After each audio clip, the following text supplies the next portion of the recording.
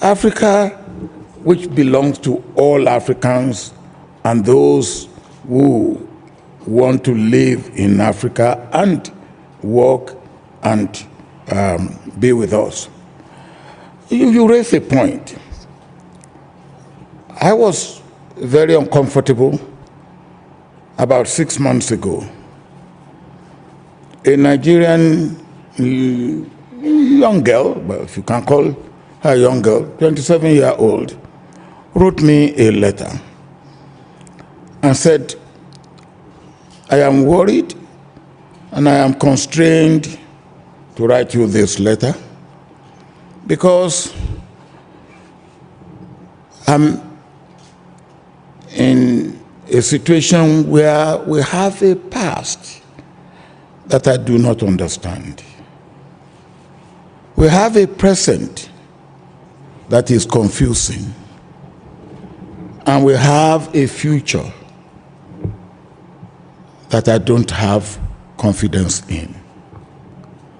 Now, and I think that more or less captures the feeling of the youth. And of course, I wrote back to her and said, look, we need to talk. And she brought about 15 of her peers, boys and girls.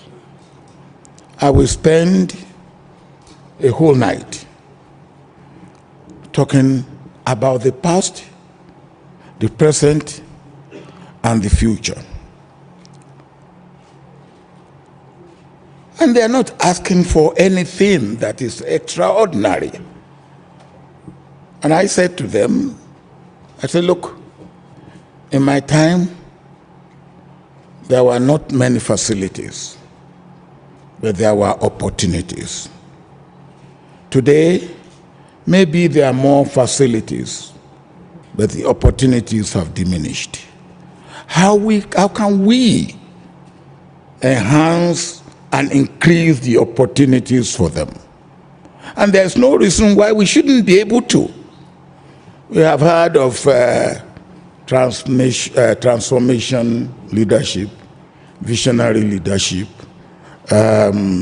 servant leadership, and all that.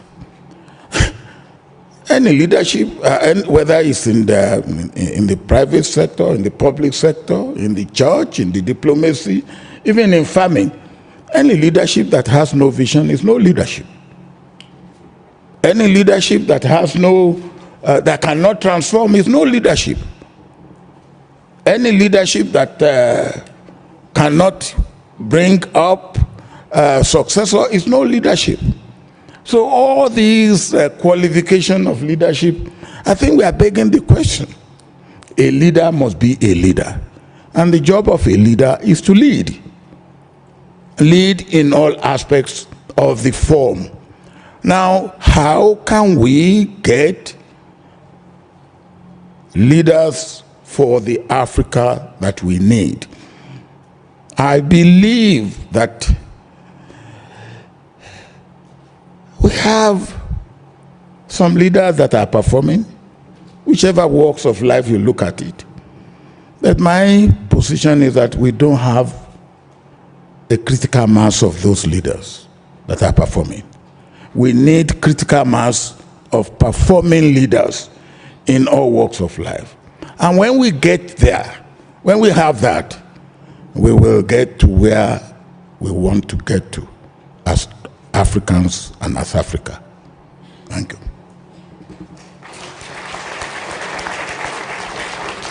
Mo Ibrahim, if I can come to you. Yes, you. I had the good fortune and privilege of listening to you at the annual Nelson Mandela lecture when you spoke. And you certainly didn't, shall we say, mince your words. You were very, very honest and very, very frank. Former President Obasanjo says, how? And you recognize clearly that there is a lack, and I don't think there's anybody in the room who's going to argue differently. How? How do we go about doing that? Because in reality, we need to, and he's right, we need to look at where we want to go and tailor ourselves accordingly. How do we do that? There is one. Well, I'm the only common person on You this have one panel. right there. Oh, I have Yeah. this one. You have a special one. I thought civil society doesn't get a microphone. You almost were Okay, starting. thank you. Almost. Thank you. Please allow me to be frank and with respect to many wonderful people around this room here. I'm going to speak in general terms. So nobody please take personal offense. I wish to start really from where President Obasanjo ended. Let us start by looking at the age issue. You politely bought it and said, I like to see a critical mass. You see, I've been president for a long time. That's why you're always careful with your words. Now, this continent is continent of young people.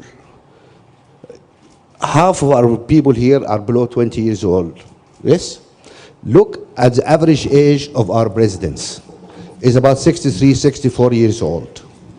We're the only continent in the world where we have presidents at 90 years old starting new terms.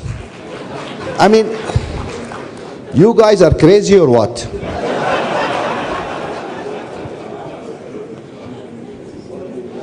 We've seen people in wheelchairs, you know, unable to raise hands to standing for elections.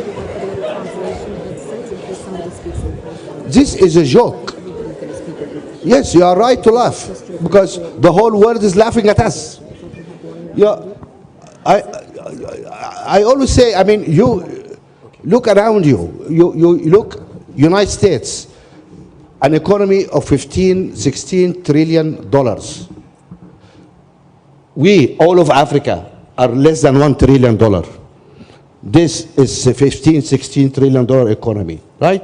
The most important country in the world, like it or not. Obama, who happened to be half African anyway, become president when he's 46, 47 years old. He's president. If Obama was in Kenya, what he will be doing now? He will be driving a bus maybe. Yeah? You look, really, and he's not the youngest president. Clinton was younger than him. Clinton became president at 46 years old. Kennedy was 40 years old, 40 odd subsequent years old when he became president. Why these big countries, much bigger than us, entrust their economies, their nuclear weapons, their oil resources to people who are in their 40s? And we only pick up people at 90 years old to lead us. To lead us where? To the grave?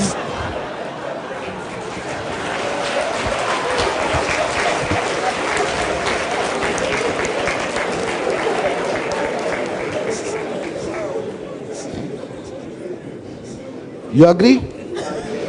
You don't agree? I know he's your friend, but just now, I need I'm sorry. to re-establish order now. I need to re-establish order. Okay. So yeah. I'm not allowed to laugh, so I'm trying really hard to refocus. You didn't interrupt him because he's a president. You interrupted me. I'm trying to refocus you. I need you to refocus. No, you are getting jealous. You are getting jealous. Yeah, of course I'm jealous. You are brilliant and handsome too, you know? So what is the how? So we can identify what the problems are, and I don't think anybody's, we're all laughing, but in reality it is a challenge that we have on this continent. Yeah. So how do we remedy that? How do we fix that? Yeah, I think really we need our youth to have the space. We really need to look at our political organizations, our institutions, etc. And we need, this is a young continent, and we need to appreciate that we don't understand the world of those young people. We are out of touch. We have to accept that. The future of those guys who are not going to be there to live it. There's a lot of new challenges facing this new generation, which we have no grip to get to grips with it. And we need to find a way now to bring those younger people more into power. It is the job of us, our current leadership, to try and empower this young generation to bring them in. I can see this happening in some countries. I can see some of the, and interestingly, it is some of the younger presidents in Africa, whom now you go and meet their cabinet, and to see really a lot of young people, a lot of young women sitting there. I mean, that's really refreshing. And so we need to empower and trust this young generation to come forward. They have the energy, they have the know-how, they understand the age. That will help us to move forward. Madam Dlamini Zuma, if I can come to you on this point. Thank you. If I can come to you on this point. You sit in a very challenging spot because you sit and look at the whole continent and have to take into consideration a lot of nuance. So when you all gather in Addis, there's a lot of nuance that goes into that discussion. However, this question of leadership, in order to create the Africa we want, is fundamental. Is there a real and sufficient political will from where you sit for that to actually happen, for us to effect change and have the kind of leaders who can help us deliver the continent we want? I was hoping that you are not going to ask me to diagnose the leadership that sits in Addis. Well, I'll just speak from a different angle. He said he's the only one from civil society. I'm the only one from the other half.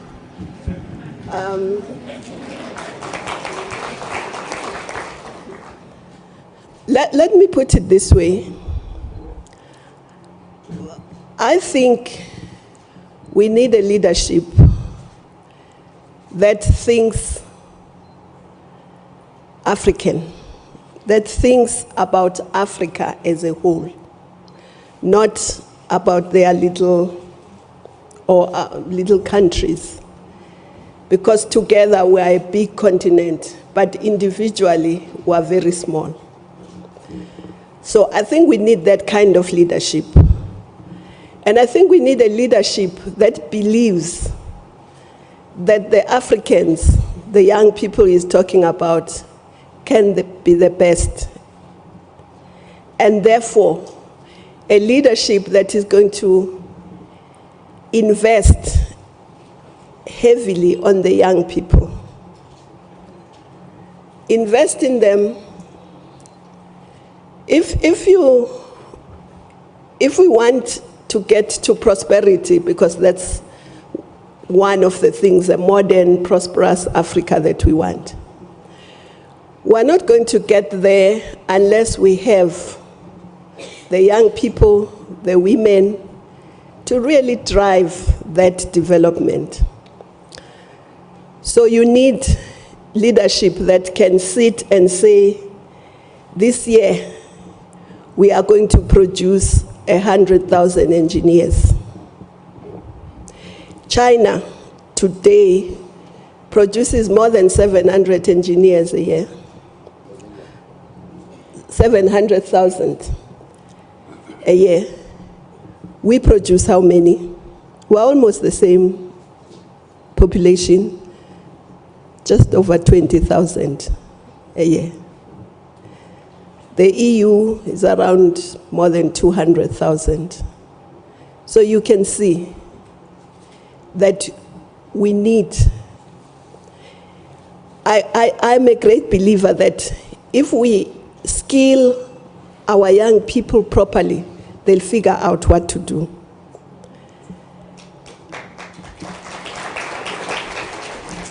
But I also believe that we need leadership. I'm happy I'm sitting next to President Kagame, who is a champion for technology in the AU.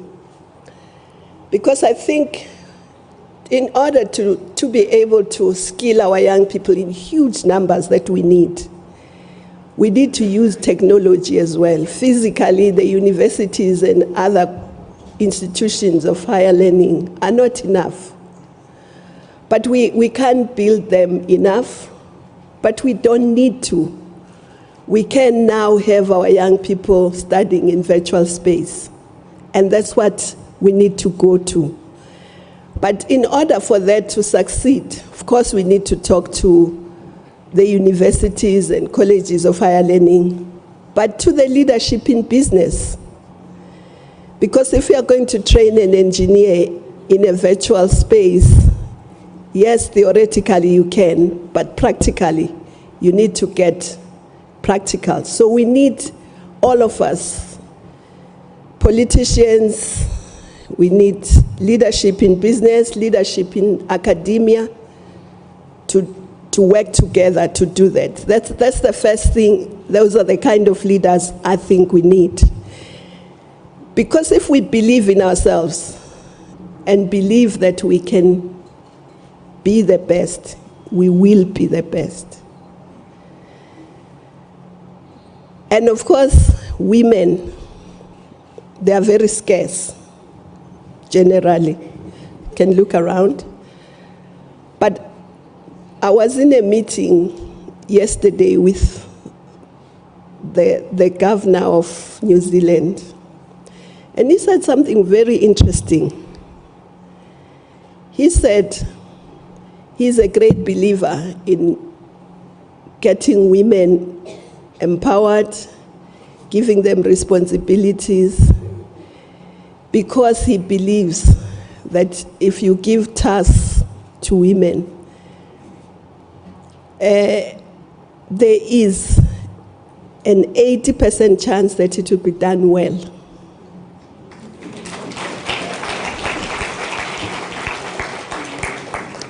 But I also think we need leadership that can inspire. I don't know about age. Maybe me and you shouldn't be sitting here because I don't think we're 40 anymore. Maybe this side, I don't know. But beyond the age, you need leadership that can inspire other people to be their best.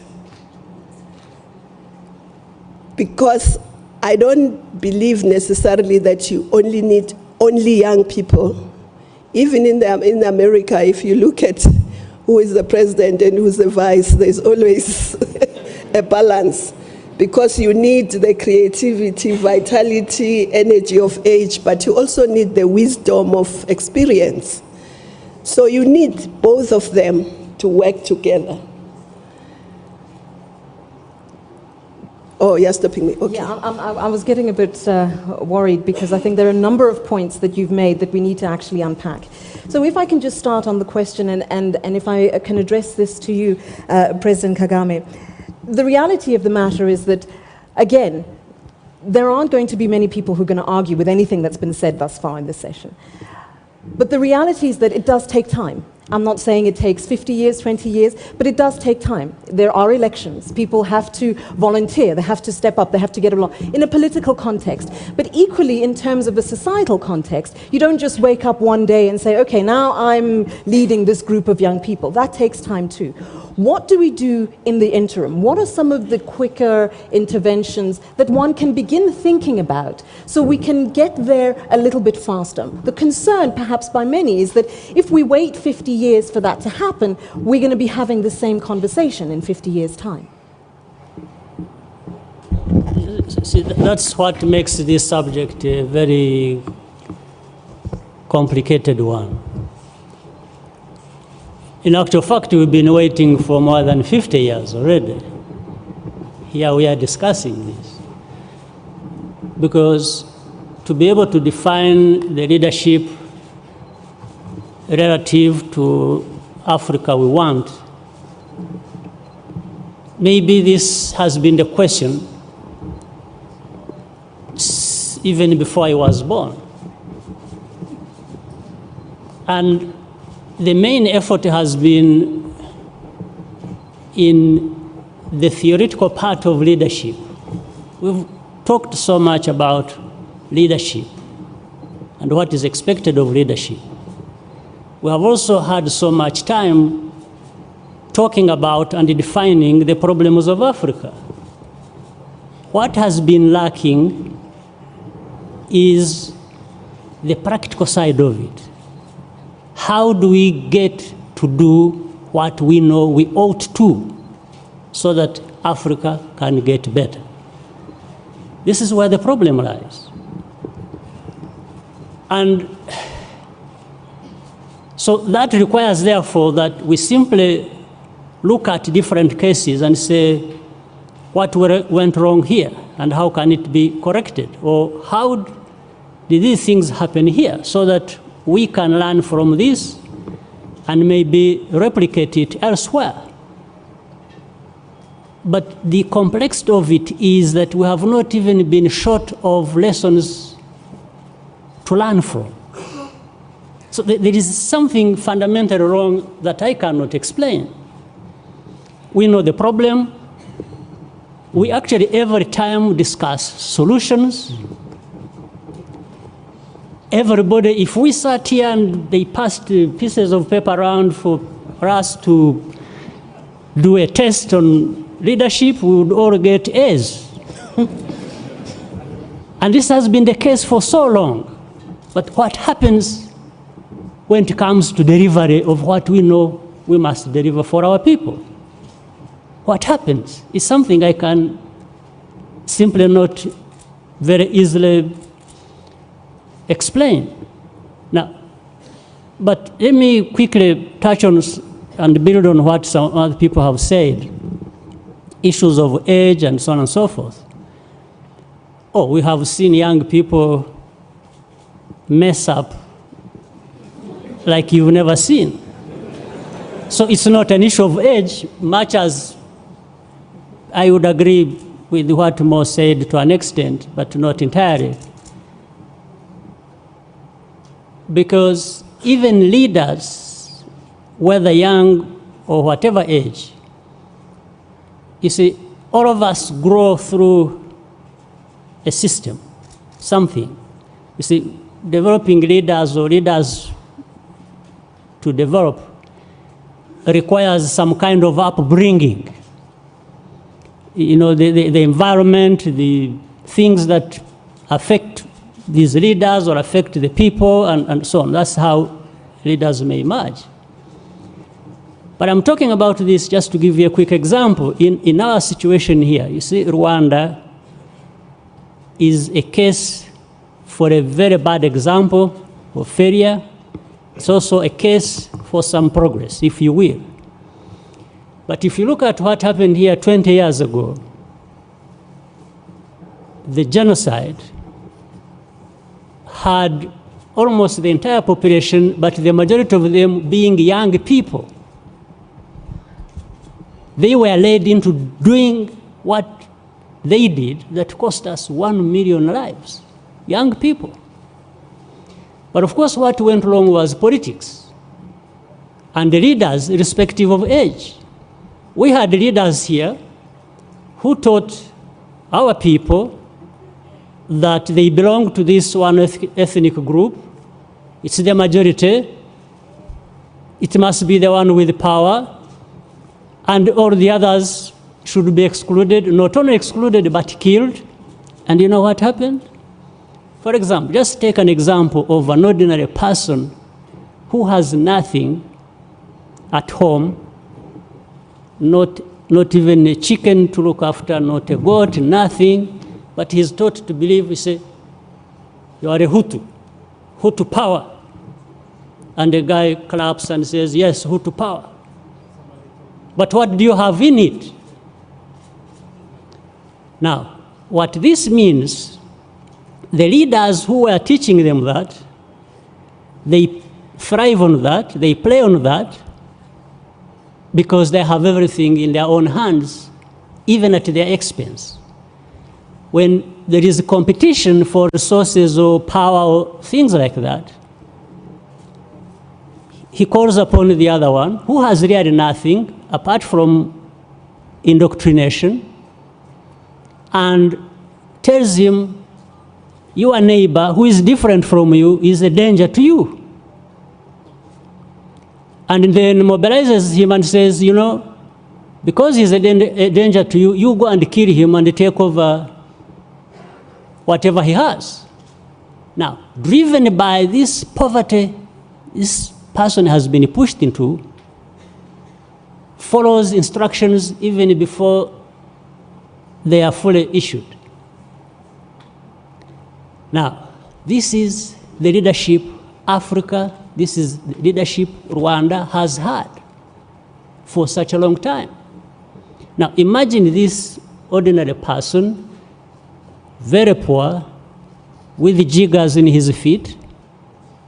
He's made to be drunk with something called Hutu power. And he thinks it means anything. No, it is jigger power, not Hutu power. He has nothing. But he's made, so the leaders we have had in the past are this kind of leaders. So we have to reverse that. We have to make sure that leaders are there for a purpose. And the purpose is to lead, is to work towards development, transformation, betterment of their people's lives.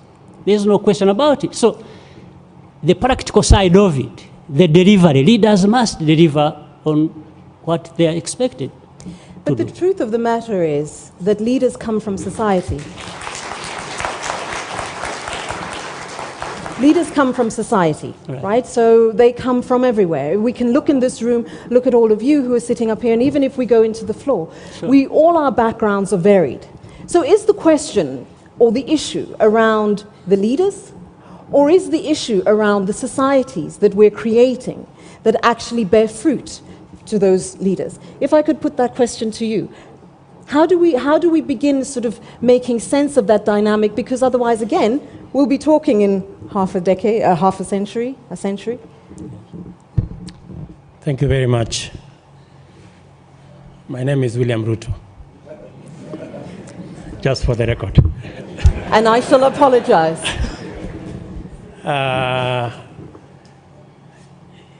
Let me pick up from where President Kagame left.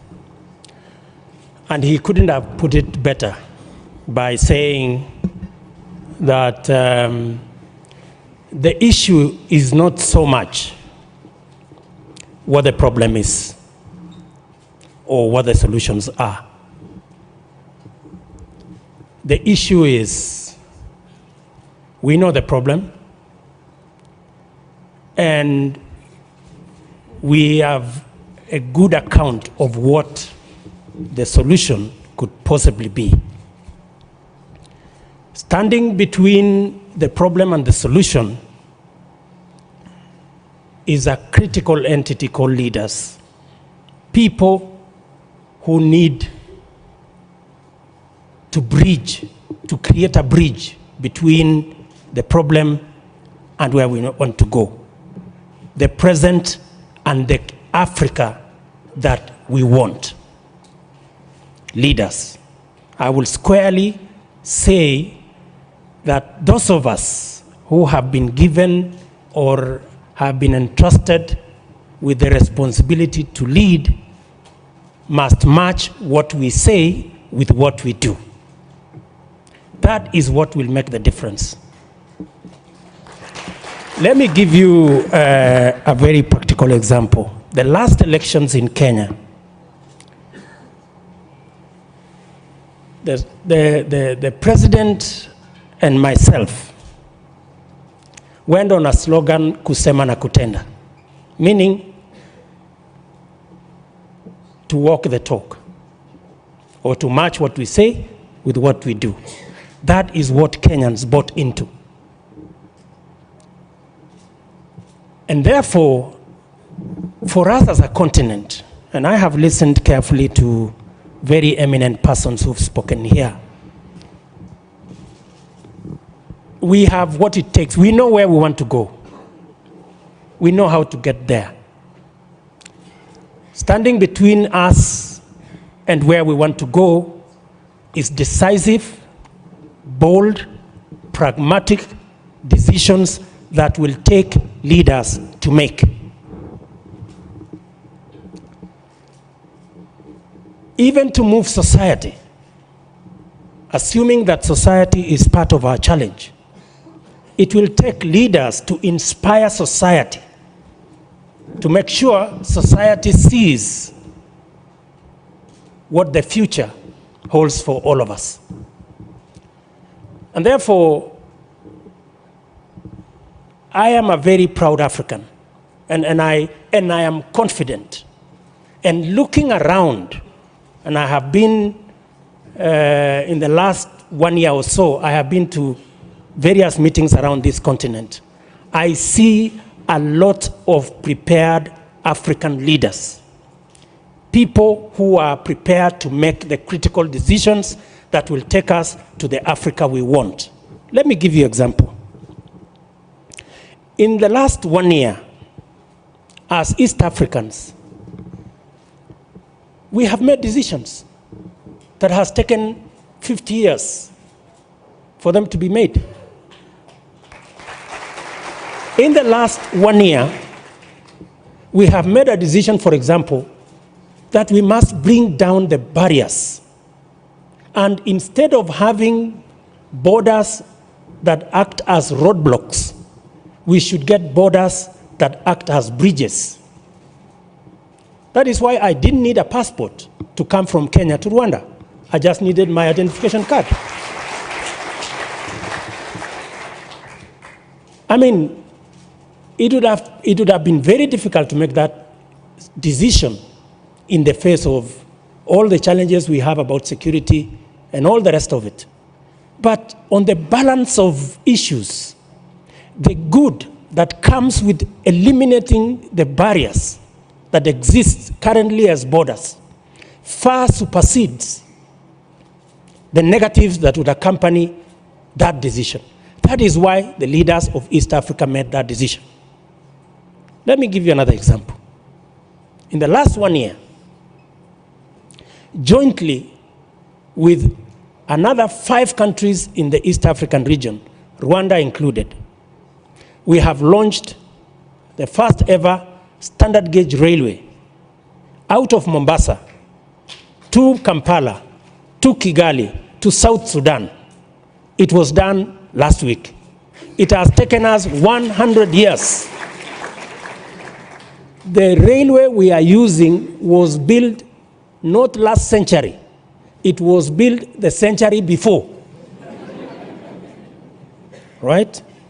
And yet, it is absolutely clear to all of us that by having a standard gauge railway, we can reduce the cost of transport by anything up to 70% and make the products that we produce much more competitive, open up markets for our products, and make sure that we create more integration, create more jobs, and create a prosperous region.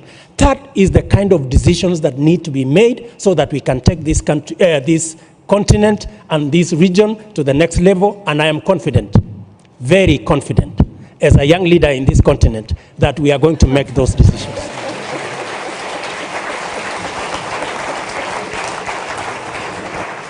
Deputy President Ruto, thank you very much. Okay, we've got 30 minutes, and I know that there are a number of people who want to speak from the floor, and I will get to you shortly. But there is also a gentleman on the floor who I can't resist but come to. Yes, and I'm going to start with you, former President Mbeki.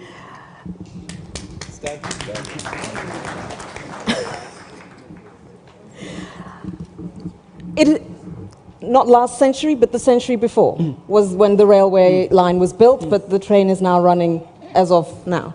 So it took 100 years for us to get here.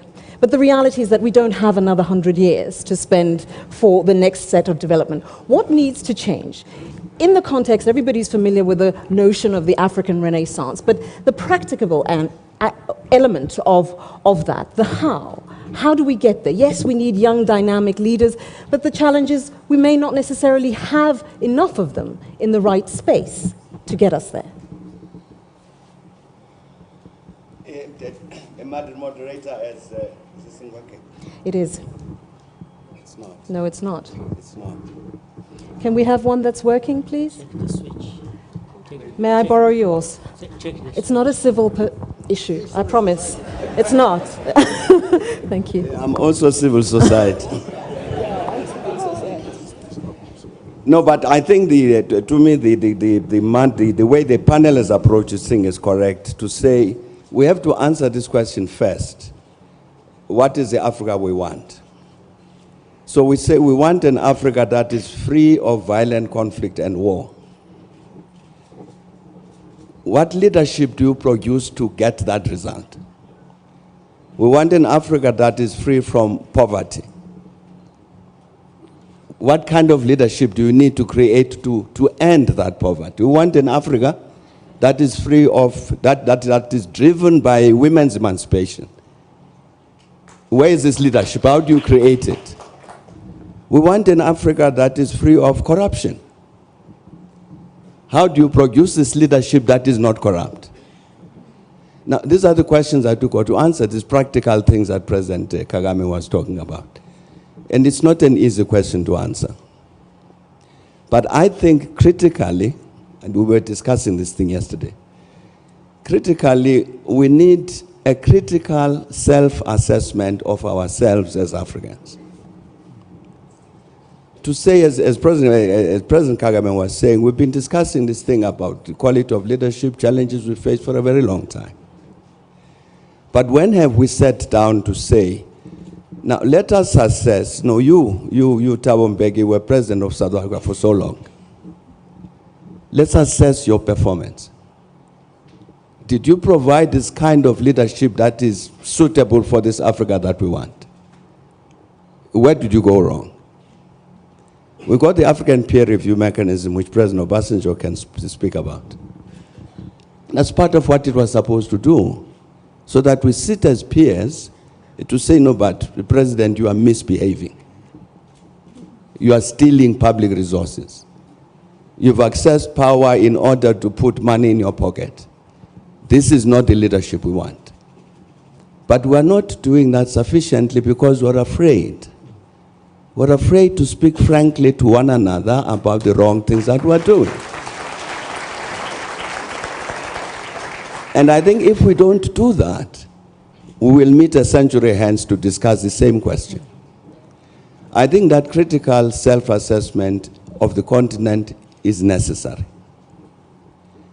And I mean a real, critical, truthful self-assessment that's critical. And I think that would be an important step forward in terms of producing this kind of leadership which Africa wants. I'm handing this to President Kapp. I suspected you might do that, yes.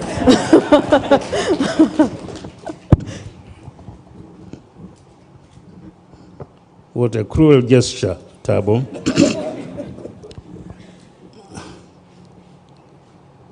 We want an Africa, as you said, where there is equality of gender, equality of opportunity,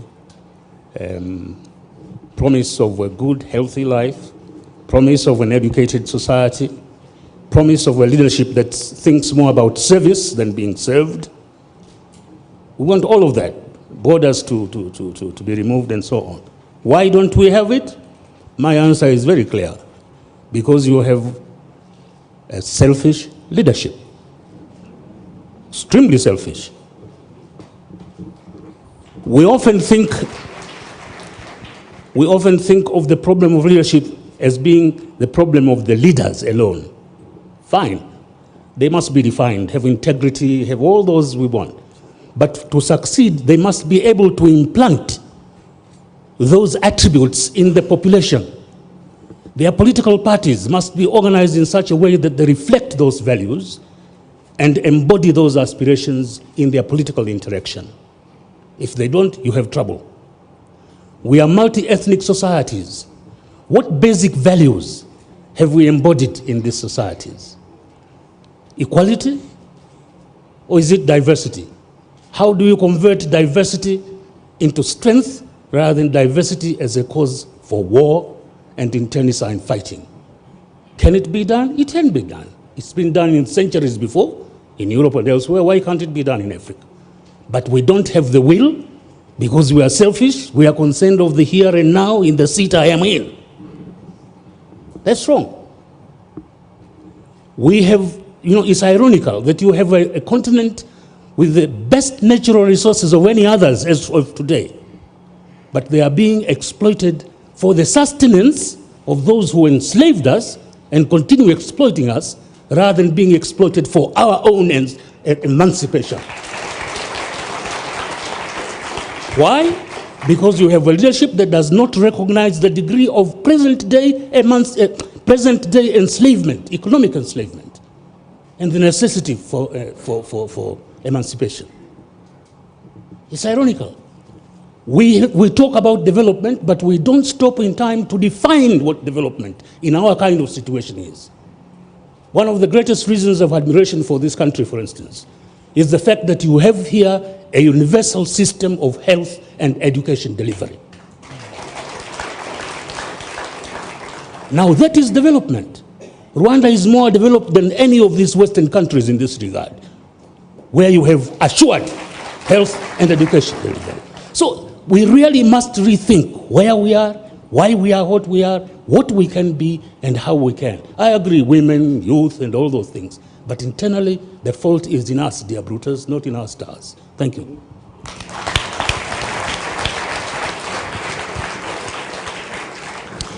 Thank you very much.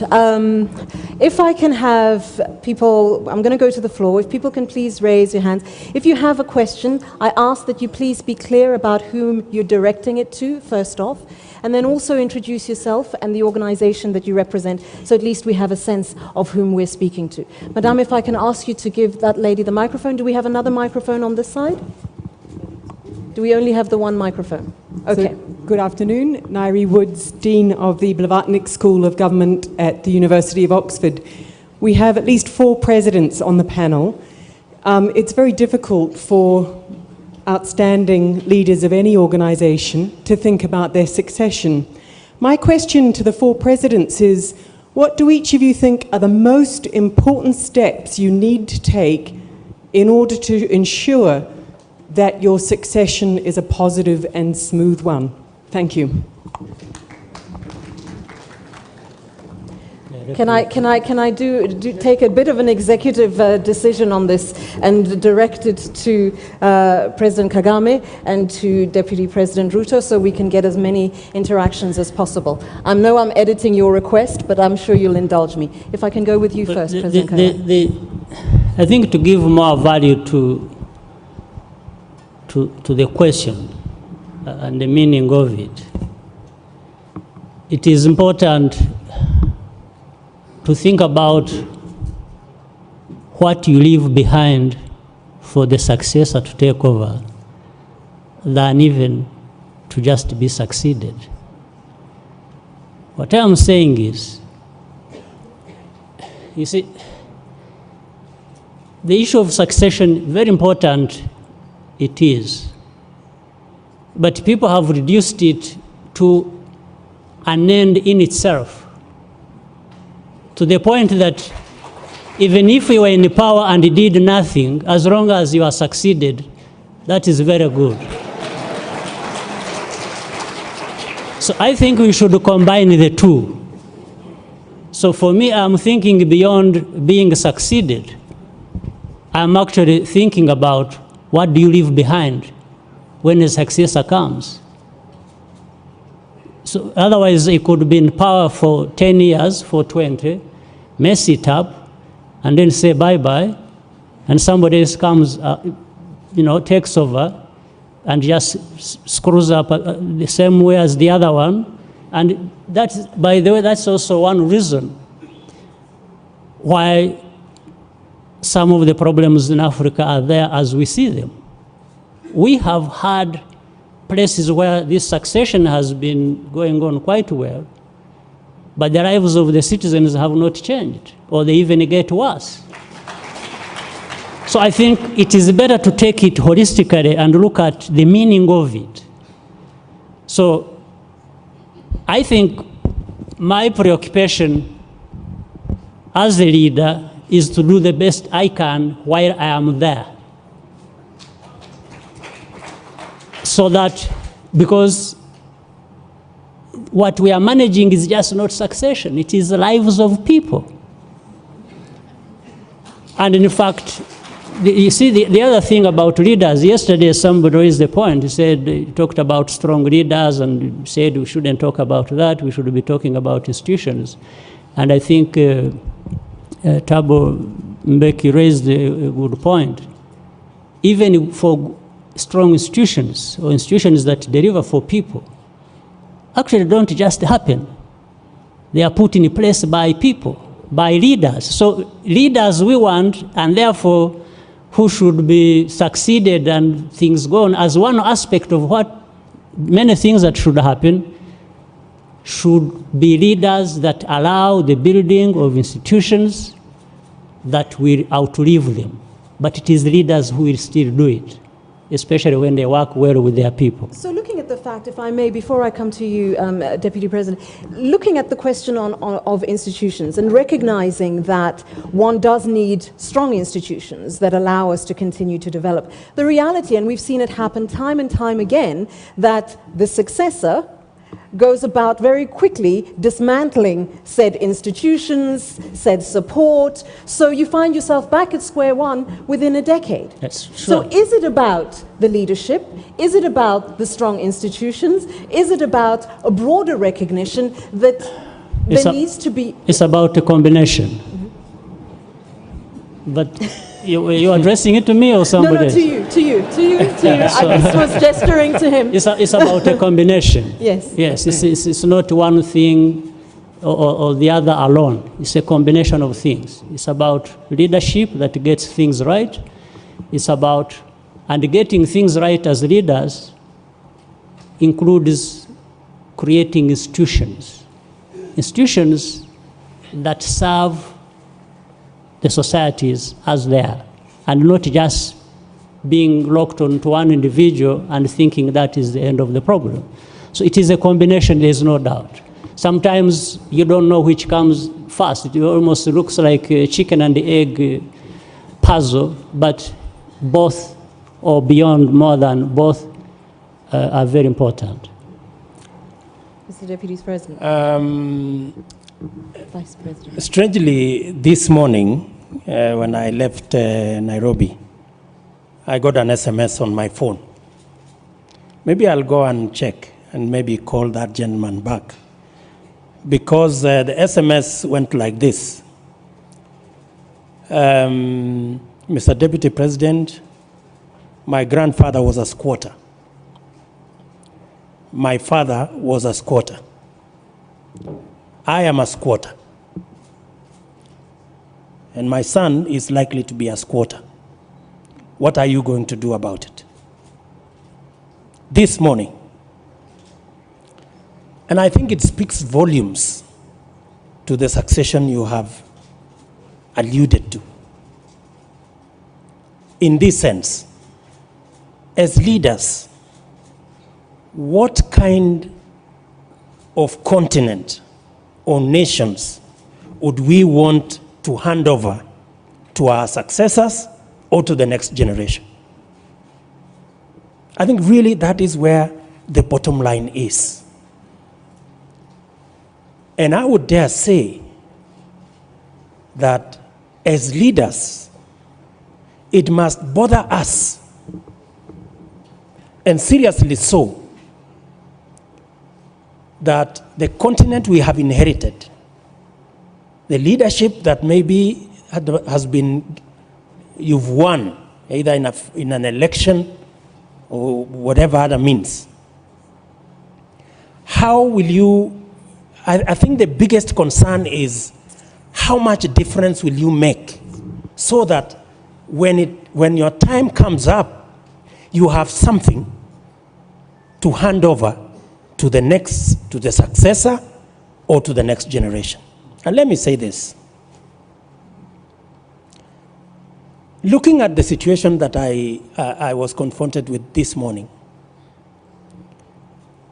it took me to where we are as a continent and the magic that a full stomach carries. The threat of hunger in our continent is to a great extent the base of crime. And grinding poverty to a great extent informs the instability and the insecurity that we have. And again, it requires decision makers, people who can make decisions. Because for a very long time, I have been Minister for Agriculture at some point. And you go to some meetings and the discussion is about, smallholder agriculture, peasant farming. You know, this is very good. And the people speaking there are professionals. And you really ask yourself, surely Africa, is Africa going to get out of hunger because of peasant, smallholder farming? I highly doubt.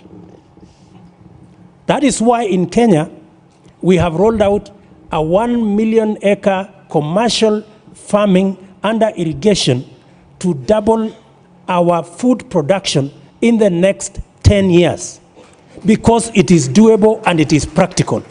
And we want to hand over to the next generation of leaders a program that they can pick up and make a bigger difference if they will. And that is what I will be proud of the day it comes when I have to, when we will be handing over to the next generation. You shared that SMS with us. What was your response? I was on my way to the airport. That's why So I it's said pending. it came into my mind. It is pending. It is in my inbox. I will, because of this discussion. I hope you'll be willing to share with us. No, I just wanted to add on this question of succession. And I can speak because I'm not a president. I'm talking from a citizen point of view. I think the presidents are correct. You need to know what you are leaving. You need to build institutions. But you also need to build the next layer of leadership. Because if you build and leave something, but you have not built the layer of leadership that will be able to carry on, that's when you'll get people undoing what the good work that has been done. So I think that element must always be there of building the next layer of leadership. Thank you. After him, one point. Okay. Yes. All right. I've been given it's a an note important that's thing. telling me that I've got 5 minutes left. So No, No, absolutely, absolutely. So I'm just telling you that I have 5 minutes left. Okay. So if I can come to you, Mr. President, forgive me. yeah, sure. No, I just want to make a remark about the issue of succession. I recall a conversation I had with quiet conversation one-to-one with a president, African president, who has been there for very, very long time. President Kagame, you were at a school when he was president. And I asked him, I said, why you have to stand again? And his answer was very interesting. He said, I really cannot find a good successor. And I said, look, I found this strange in my company when I was, he said, every time I go to board meeting, the board asks me, what's my succession plan? You know, if your chief executive go under a bus or CFO goes under, what's the succession plan? So in any decent company, there must be a succession plan. This is a company. Sure. How about a country? There must be some succession plans also for the future of the country. And of course, every president will stand or fall by their achievement. And one thing I just hope not be taken out of context. When I was putting the case for young people, I don't say, let's get this stupid young guy and put him in and throw all the wise old people in the sea. You know, no. I'm not saying that. Okay. Fair enough. No, thank you. We One take it minute. One minute. Really 1 minute, Just 1 please, minute. Mr. President. Yes. I think on this issue of succession, it is important. You see, even the question and the way it is discussed all the time misses one point. We put the succession plan or other things around it always on the president or the leader. We should actually be thinking beyond that. Why don't we think about creating environment or a situation where things actually are such that they will determine that this person won't stay for as long as they want. You see, so everyone is just moving towards talking about one person. When are you going? Will you go? Do you want to go? And so on and so forth. No, but the whole issue should... 1 minute. Yes, 1 so minute. it should be. We should be seeing beyond that. Can we create the very institutions we are talking about? Yeah. To actually determine that somebody cannot stay beyond a certain time. That's going to be more important. The wonderful thing... You know, everybody's having a really good time. Nobody wants to leave. But thank you very much, President Kaberuka. He's given us 10 extra minutes, which we have to use very, very wisely. So I know this gentleman had his hand up, Madame in the pink jacket, and you, Madame, as well, also had your hands up. If I can take really, really briefly, please. Yes. My view is that Africa lacks... by the way, my name is Fisahatian Mengistu. I'm a professor at the International Leadership Institute in Amsterdam. In Addis Ababa, but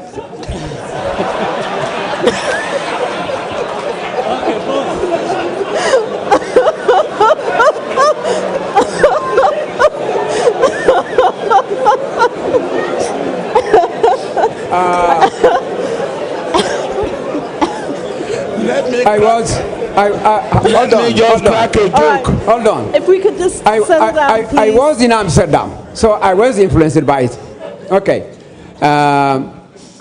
When I have been an advisor to the Minister of Finance during the Emperor Haile Selassie, and I have seen 3 governments. I am a Pan-Africanist at heart.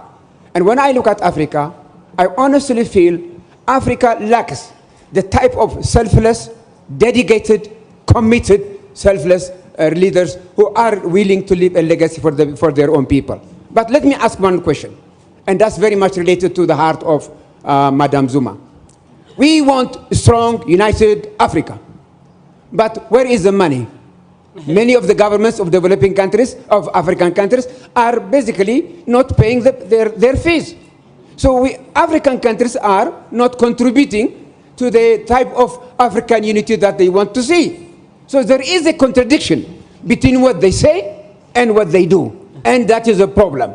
There is a huge gap between what we say daily and what we do in practice. That is the gap which we need to narrow down. Thank you. Thank you. Madame, he did specifically direct it at you. Oh yes, I absolutely agree. Part of the problem that we've had all these beautiful plans that have not been implemented is that we make the plans and we expect somebody else to pay for them. I think we should make the plans, we should find money for them, and then get our friends to assist, not to be the mainstay of our development. No country has been ever developed by donors. So I think that's part of the problem. The plans are there, but if you don't put the money, they will not be implemented. And I think he's absolutely correct. And it comes back to what I said earlier, because we think national only. Yes, we must think national, but we must also think continentally, and therefore be willing to give some of the money to the continent. If we are going to succeed in modernizing Africa, connecting our continent with high-speed trains, we need to work together as a continent, not individually. Thank you. Thank you. My name is Mary Okello from Kenya. When the president of the African Bank started the session, he said that people are getting less, have less trust in leaders and the policies. Who are these leaders and who are making these policies? Are they men or women? Then President Obasanjo talked about an Africa that is inclusive, where people participate democratically. There is a UN resolution about 30% of women being in decision making. How many African countries have attained that criteria?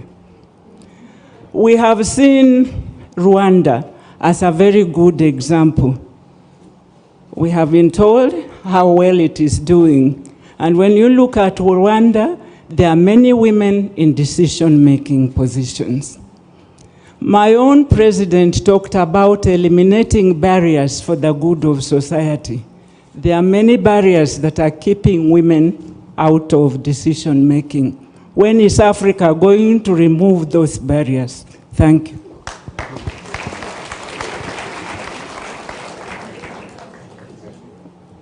Thank you very much. My name is Mujang Kugumbi. Just a quick question. You know, we talk about, we know what we need, and we know how we need to get there, but it's not happening. I just wanted to say that the way in which we answer this question, it cannot be in an aggregated manner, in my view. You have to really disaggregate the issues. President Obasanjo, you would know you are a very, very good president. You were and you still are a great leader. But you know, my political adversaries will not agree with you. But even Nigeria went through a bit of a political hiccup when you had to leave office. I mean, President Kagame has done wonderful things in Rwanda, unbelievable things. But with the greatest of respect, and President Kagame knows this, when you take him outside Rwanda to deal with the issues in the neighborhood, I talk about the neighbor here, DRC, you know, for the last 20, 30 years, it's a bit of a challenge. And this is a good leader. It's a good leader who's trying to find solutions. And the challenges come up all the time. My sister Nkosazana, the continent was divided on her appointment.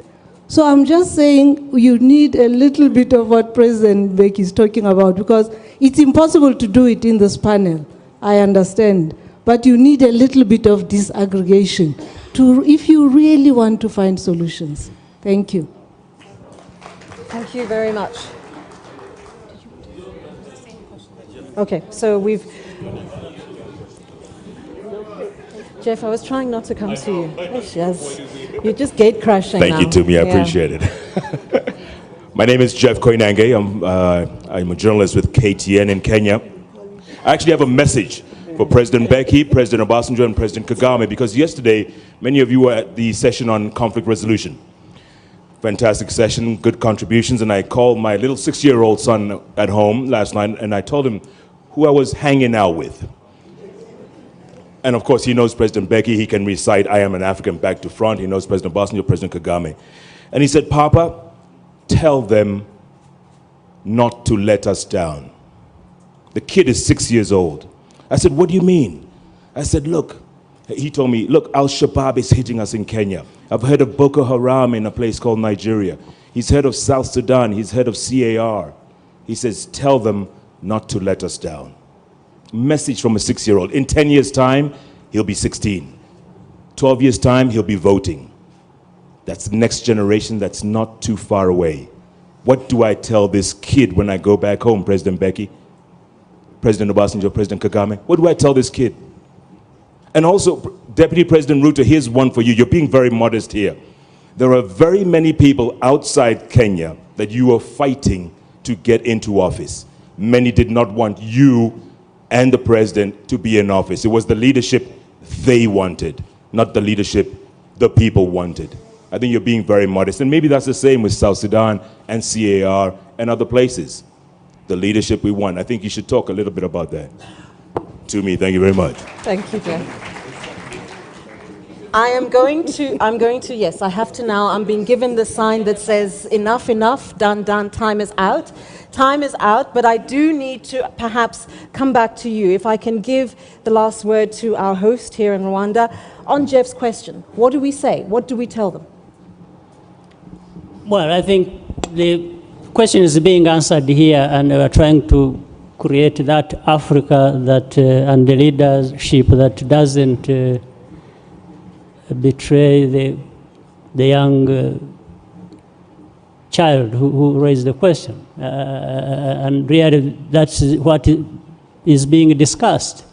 How do we have nation states, individual countries, first of all, getting it right, and maybe it relates to the disaggregation that was being talked about, and it is just 3 layers there in my view. One is the nation, country level, regional level, and then the continental level. I think there should be that soul searching and looking for practical ways to address most of these problems that underlie lack of security and stability on our continent.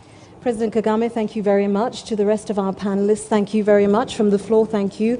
Former President Mbeki, former President Mkapa. To all the other participants, I know there are many issues that we didn't get to touch in this session, but I think some of the ones that we did have hopefully given you some food for thought, and certainly, hopefully, I think, have gone down to question and encourage some better discourse. Thank you very much for your attention, and again, thank you very much for being such great panelists. Thank you.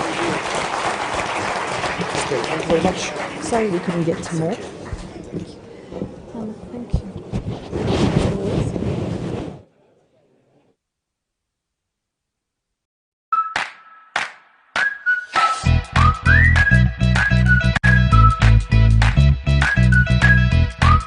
I'm Rick Stengel, and I am presiding.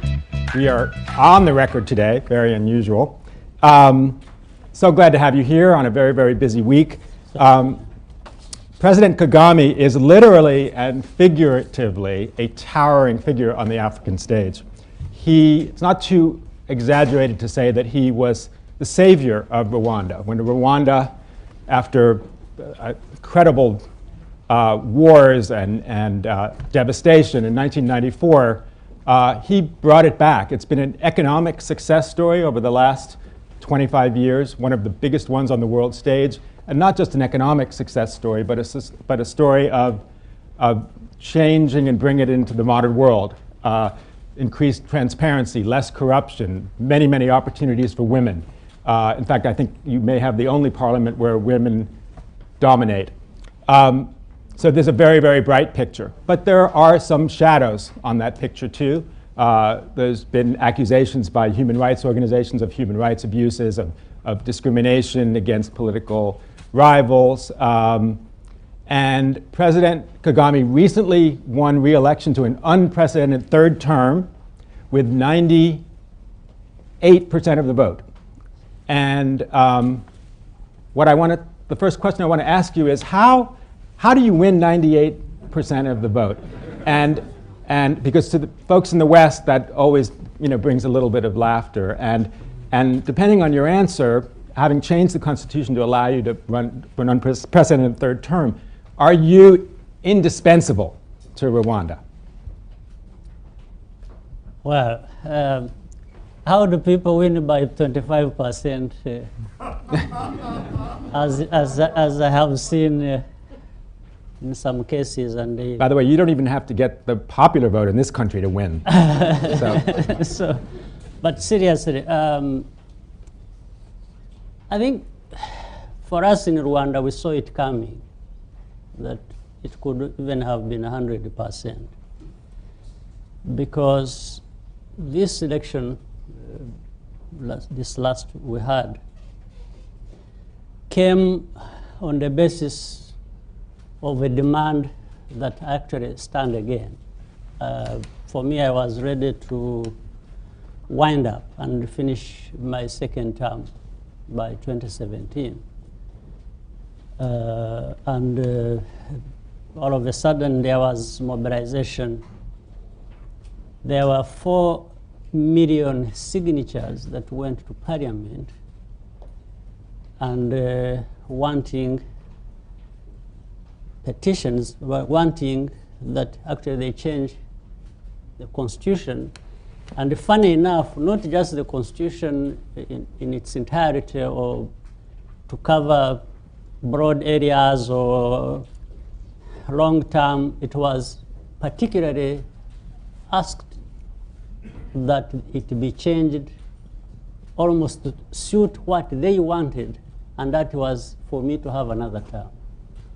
That became a complicated issue. In fact, for me, we went back and forth, and I was trying to tell people that maybe we should actually accept change as and when it should happen.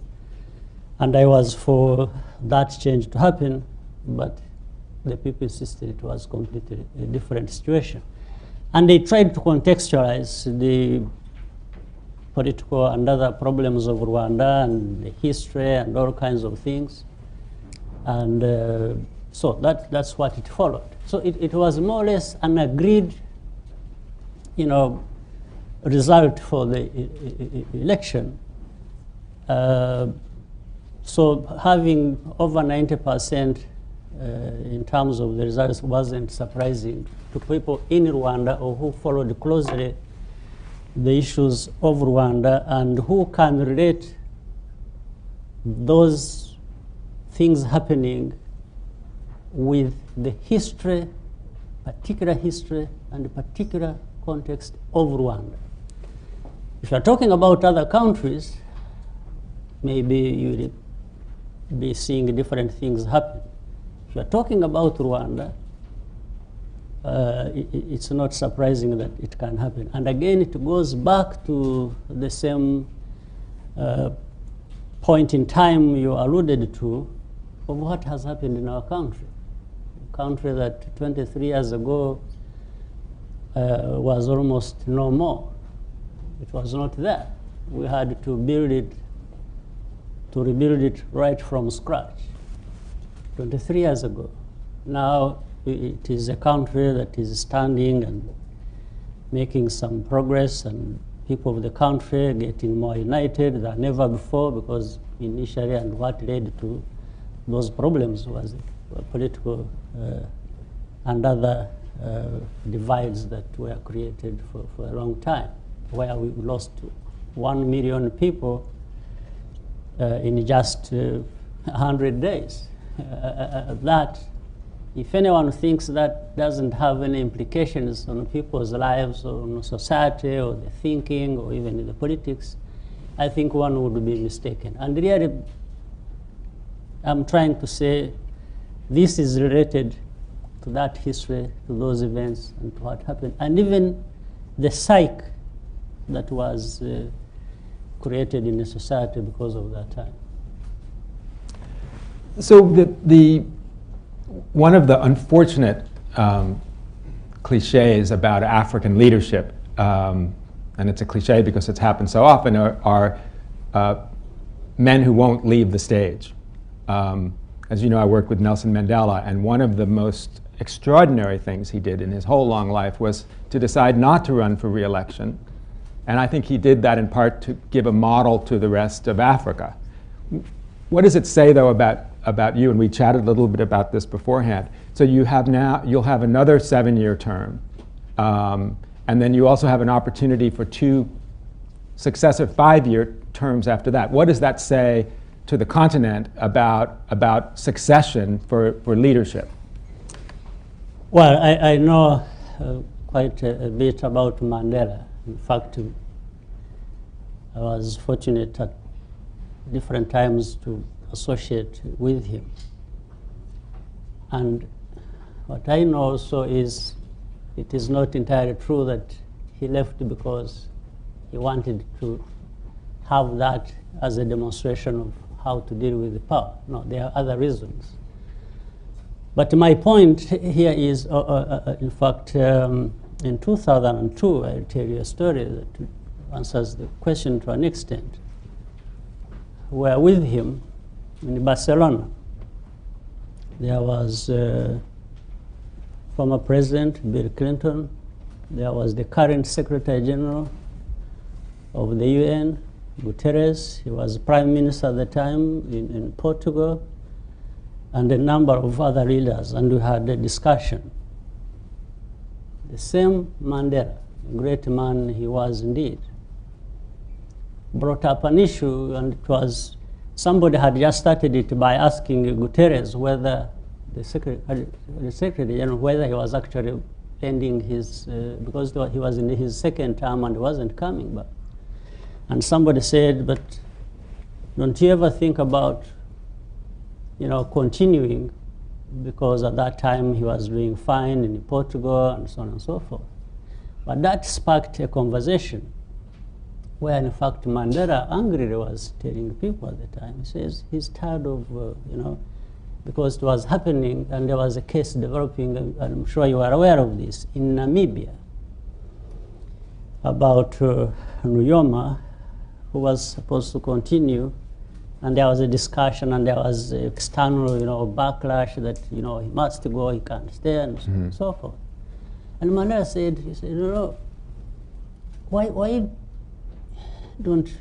aren't people allowed to make their decisions and choices about how their countries are to be managed.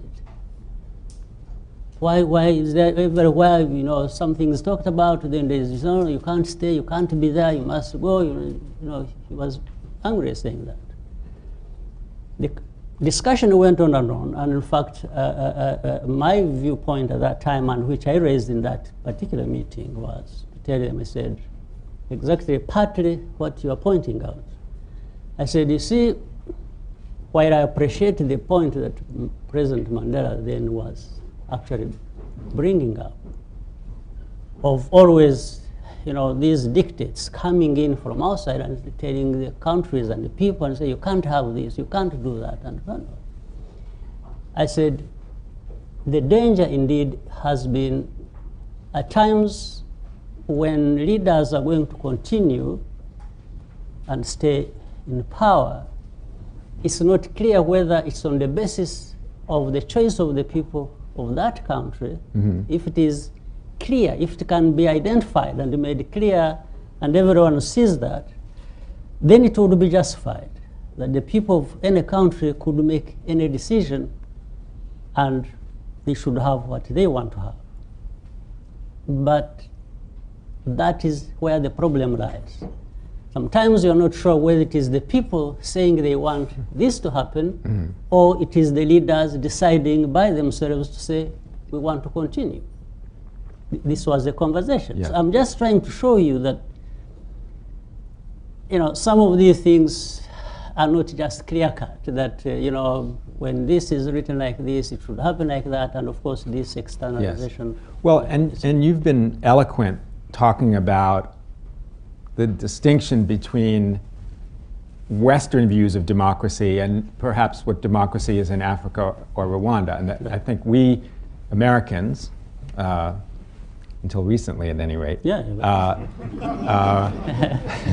it means a lot. Yes, but you know, we seem to think that our ideas of democracy are universal, but you've talked about why it's not great to superimpose Western ideas on Africa and Rwanda. I'd love to hear you talk a little more about that. Yes, I will be happy to talk a little bit about that.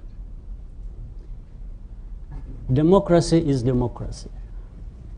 Now this whole thing of adding Western is okay, but what does it mean? Because all countries, all peoples of this world can hardly fit into this sort of definition. They can't fit there because we come from different backgrounds, different places, different histories, different cultures, different contexts. We all can't fit into that sort of description. But there is this word, very important word, democracy. Absolutely. That is a principle all of us would wish to associate with. But associate with in as far as the history, the culture, the context allows that, and to what extent. And maybe even saying that, the West trying to tell everybody to, you know, fit into that sort of demand and description comes also with another sort of connotation that, in fact, while the West talks about and teaches so much about freedoms that normally are also associated with democracy,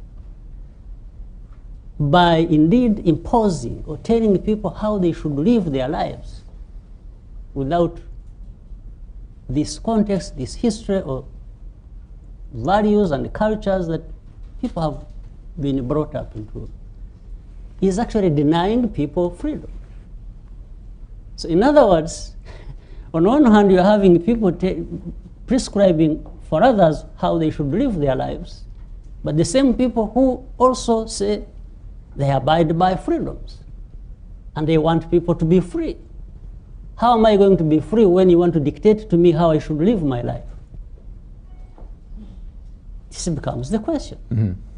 So, and of course we have seen also the consequences in this across Africa, in many places. One thing adding to another in a history of a long time, where, I mean, until recent, even in the recent times, dictation made to countries how they should run, manage their politics and their lives. Problems happen, and the same people who imposed what must be done will turn around and blame the same people for the problems that we have developed out of what they imposed. I mean, we don't need to look far. You can take a case of recent cases of Libya. Libya was no democracy. Gaddafi had his own problems with all of us and across the continent. Maybe he had problems with his own people. Now some people, well, part of it was created from within on its own. Other things happened from outside.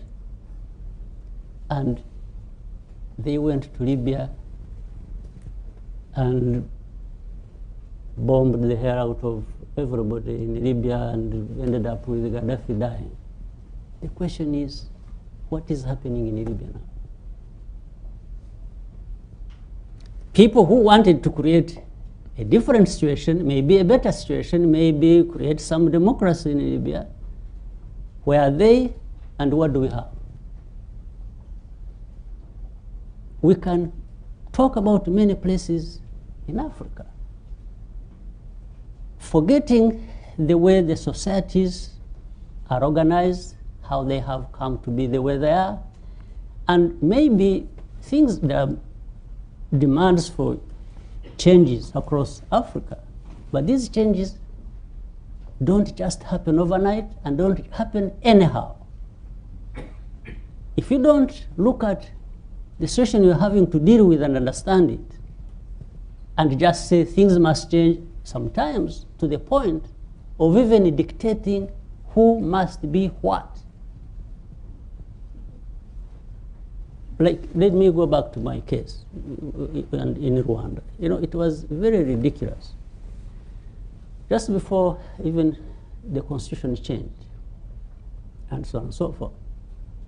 From across, we have friends all over here in the United States, Europe, wherever. And they would say, oh no, President Kagame, you must go. I said, I'm happy to go. He said, you know, other people can come and take over after you and things will be fine. I said, that's okay. He said, how do you want me to do it? They would even name names. They would, Rwandese. He said, no, but so and so can, you know, do it and so and so. Or you can actually look for somebody, you can groom somebody and have him, you know, take over from you and so on and so forth. And then I would point out a couple of weaknesses in that. First, I'm saying you are the people who are teaching us about democracy.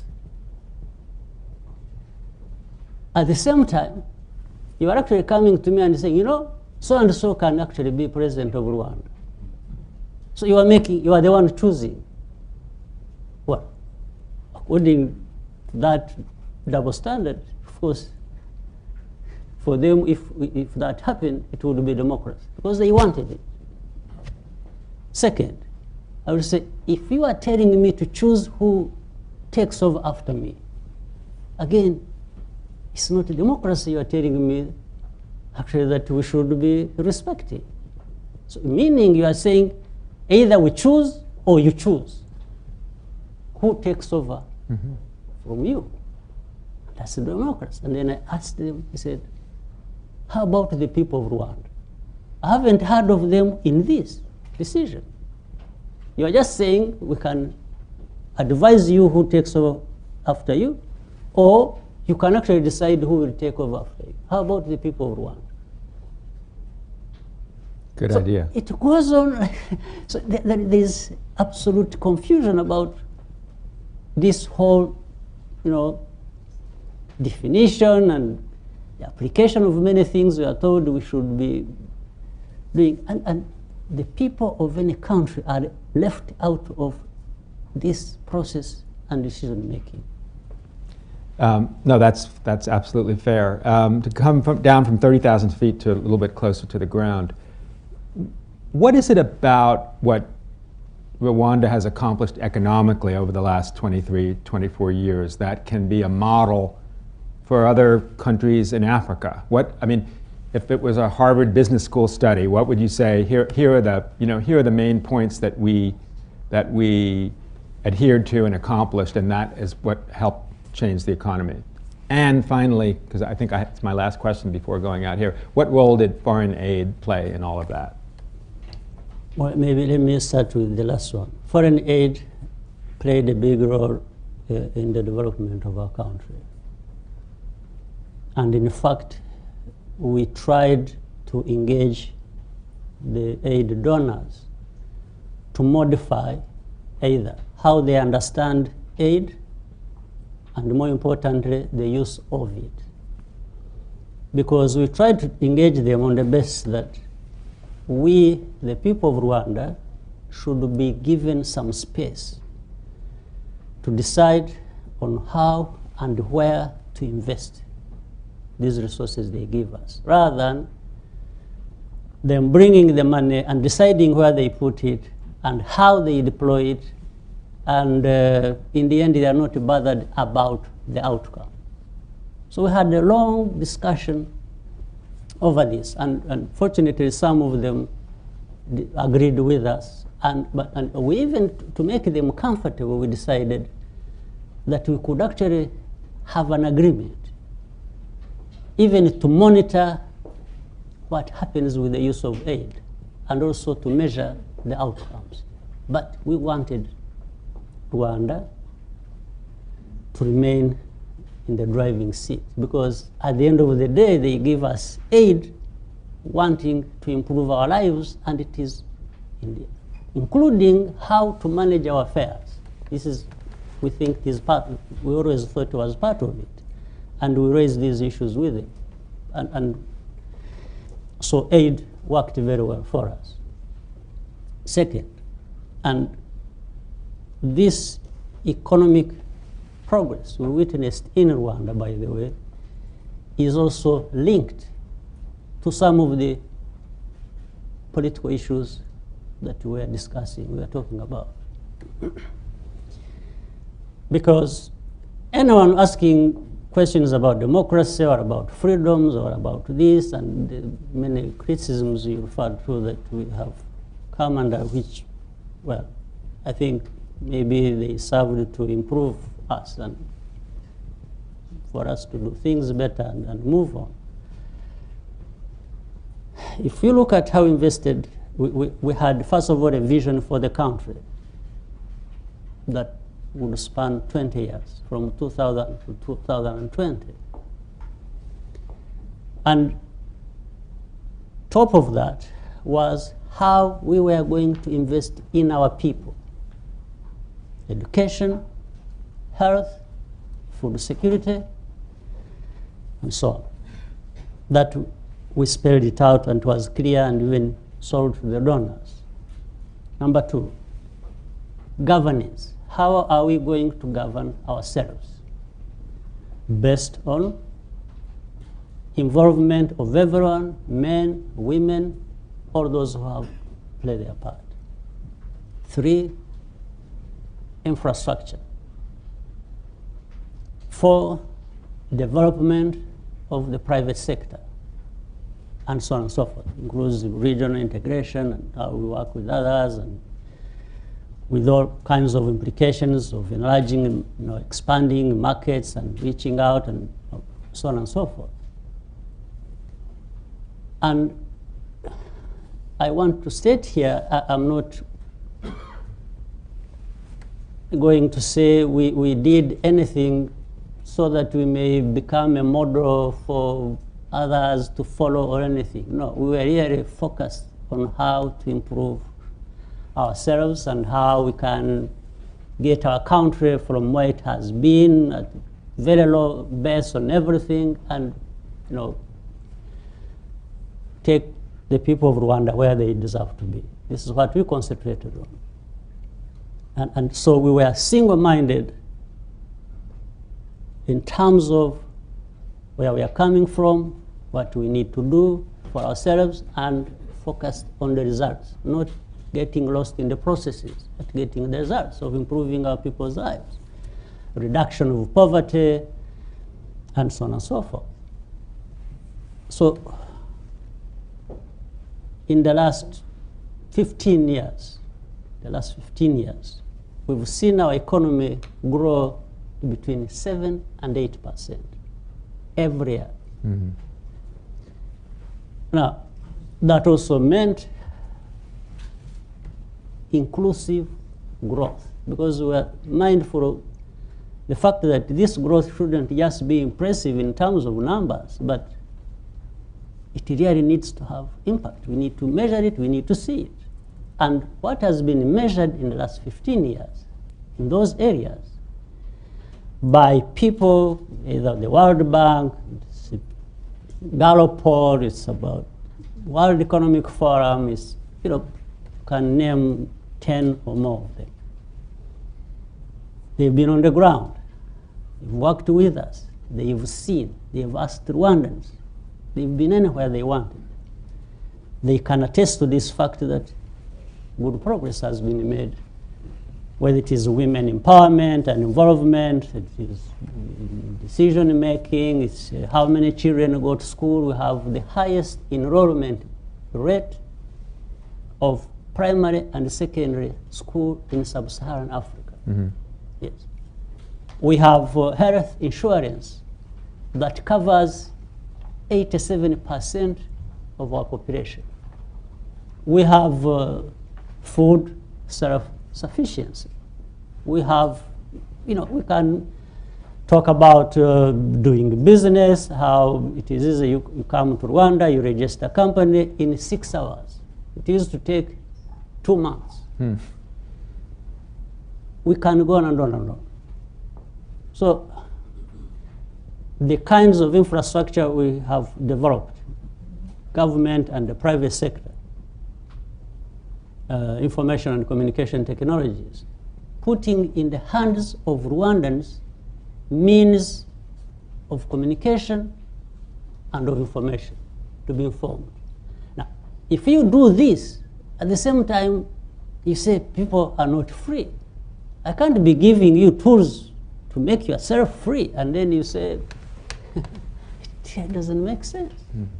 So these are things we've tried to do in the last 23 years, and by that, taking the country from almost total destruction. For those who were in Rwanda in 1994, they know what they found. Yes. Indeed. Bodies in all towns of our country, corpses all over the place. Everything was dead. It's the people, it's the infrastructure, it's everything. So where we are today, I think we can afford to absorb any prejudice. So I'd like to open it up now to questions. We have about 25 minutes. And again, wait for a microphone. This is on the record. And this gentleman in the dark blue shirt here who had his hand up first. Sometimes it works. Thank you, Jeff Laurenti. Mr. President, you've just described the successes in a small, compact, landlocked, densely populated country. Right next door, you have a huge, sprawling, minerals-rich country traveling under the name of the Democratic Republic of the Congo that has had a very hard time in being able to establish either political or economic success. Rwanda had had some role in bringing the Kabilas to power, and that hasn't really turned out all that well. And the United Nations has been running for 15 some years on yet another giant peacekeeping operation there at great expense that seems to have no light at the end of the tunnel. What do you think accounts for Congo's inability to get on track politically and economically? Is this whole UN peacekeeping operation kind of a fool's errand that can never put this Humpty Dumpty back together? And what do you see as the path that the Congolese can realistically hope to take to be able to make something of that vast, sprawling country? First of all, what has prevented the Congo to make a difference for themselves is between Congo itself and the international community that never learns lessons, and just whatever they got involved in or with in the Congo was to mess it up. I tell you, and what you started by saying, when, for example, we had responsibility in Congo, at some point, even what you said, enabling those who came to power to be there, it wasn't really an international mission we had in favor of Congo. We're not doing them any favors. It was because we wanted to address our own problem that was originating from or based in Congo. That was, one can look at it like that. But something else you said that is important. If you look at how many billions of dollars that have been spent in the Congo by the international community through the UN, and for how long, and no result to show for it, then it just can't be the Congo that is the problem. It's also those who tried to associate with the Congo that in one form or another they are either created or are part of the problem. We used to ask for, in the last 10, 15 years, you say, okay, you have 20,000 troops in the Congo. You've so far spent billions there. Do you ever take stock of what you are here involved in? What is it you are doing?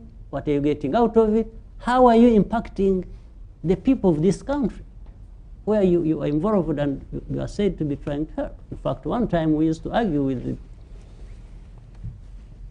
the UN and others and say, if you spent half of that money but on assisting Congolese themselves,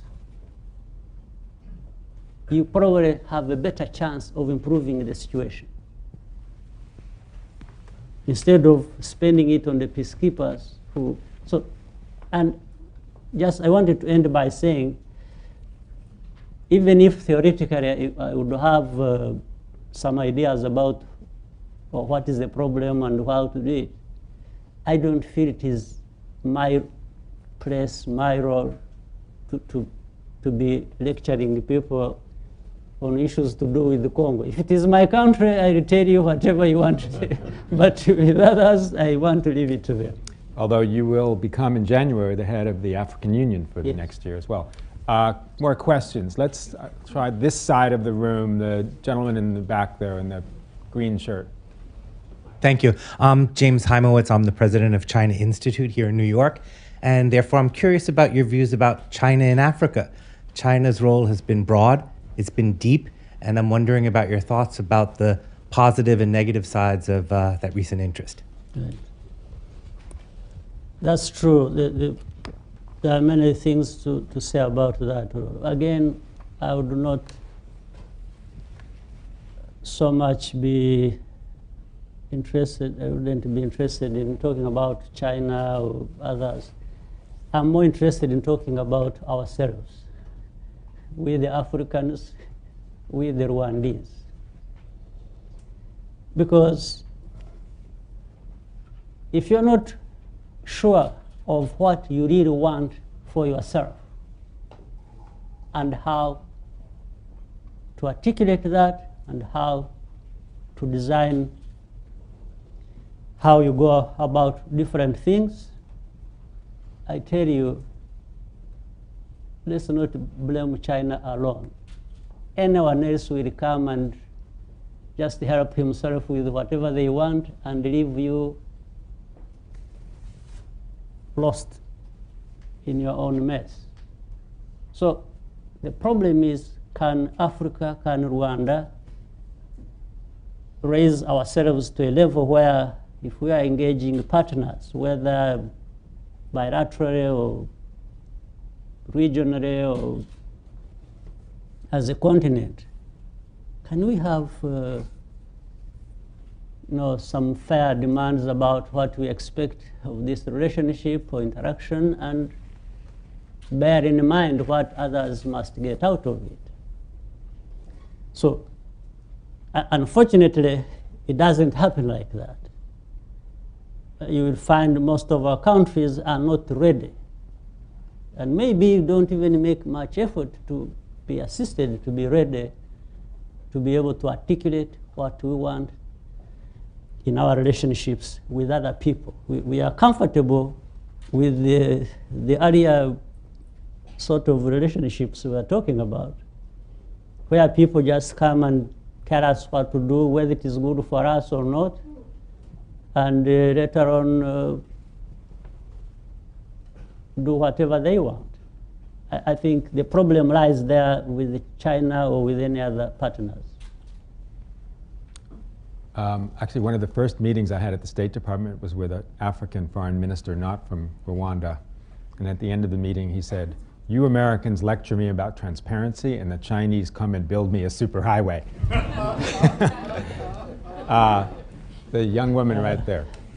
I didn't want to say that. Graciana del Castillo from the Ralph Bunche Institute. I was at the Secretary General's office. I was a senior economist during the genocide, so I learned of that very closely.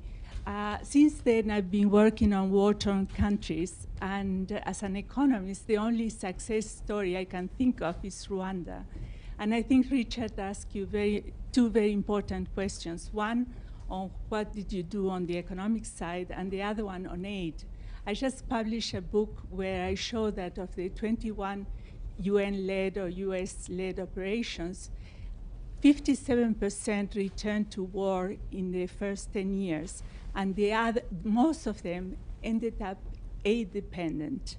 And that's another big achievement in Rwanda, where aid has been decreasing since '94. You mentioned the things you did on human development, infrastructure, and all that.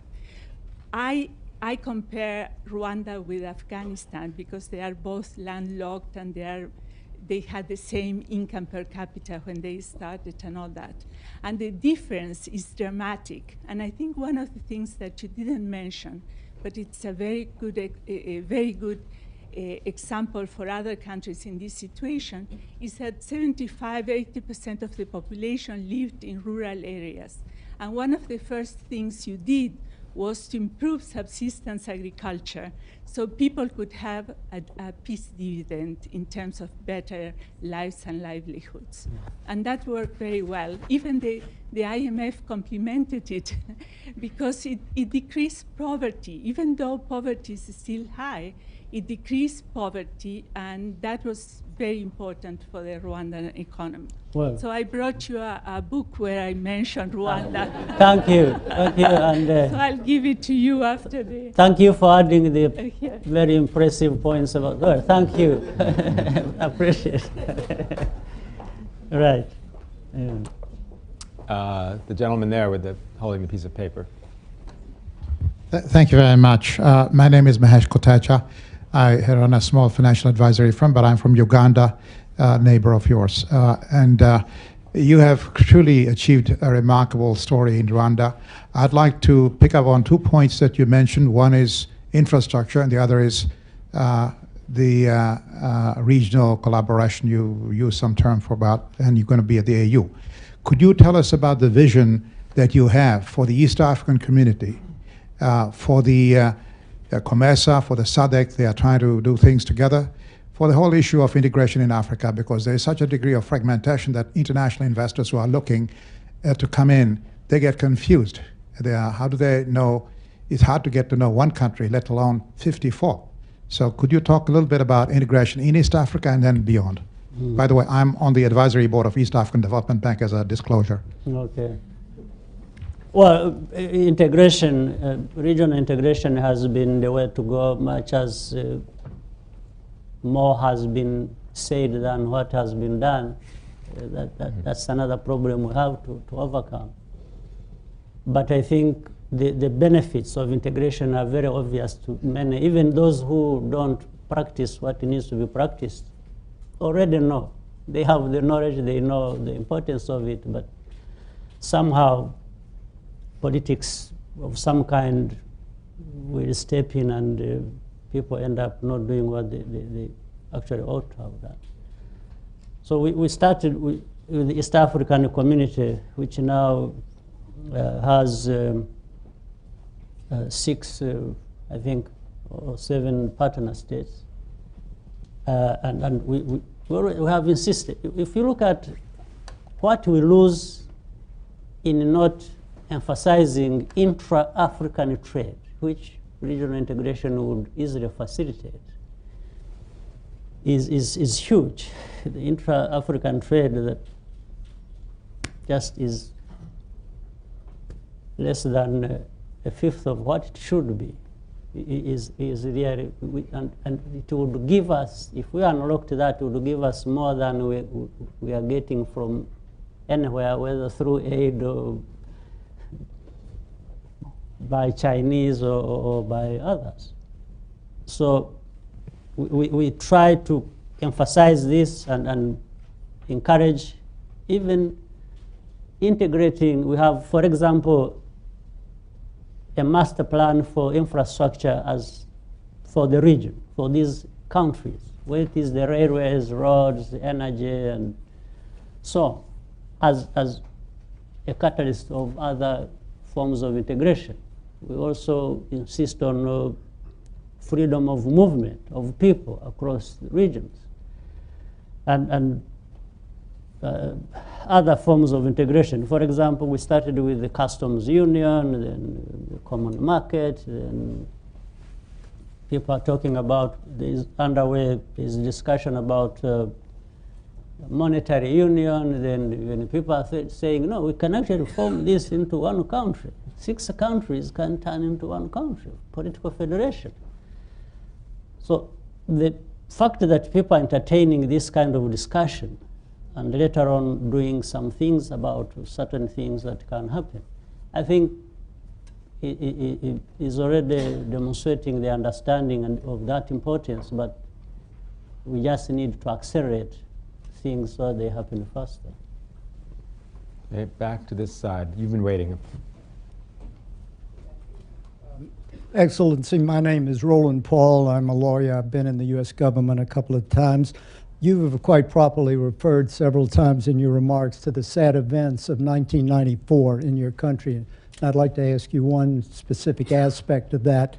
I'm told by several well-informed or reasonably well-informed American observers that many people's lives would have been saved if the United States had sent a force of as small as 1 battalion of American troops to Rwanda. That's 700 soldiers, as you know. Do you agree with that? It's an old story. I think many people agree with that. Maybe even if people had done simpler things than that, could have happened. If people had even just even with the threat of, you know, Something smaller than that even would have it been. could have happened. But the fact was nobody, you know, part of it was, for example, the government at the time used radios communicating to the general public, telling them how to kill, who to go and kill, and it went on for weeks and months, and we were saying, so you see this radio, until at some point, those of us who were involved in the war decided, you know, to use some crude methods to take them out. But there were better technologies you could easily have. But I understand there was an argument. One, I think there was freedom of speech. Secondly, it was too expensive because it was going to cost, I think, $200,000. So 1 million Rwandese are not really worth $200,000, if I may be sarcastic for that. So I think you will know the answer. The gentleman right here. I'm curious, Rwanda, for all of its progress, is still somewhat dependent on foreign aid to balance its budget and so forth. If you could imagine a day when Rwanda no longer is dependent upon foreign aid, what will Rwanda have to look like? What will have to happen in order for Rwanda to reach that? What will need to be different in Rwanda to get to that point? Well, I think we have many countries that are not dependent on aid. So we would look like those countries.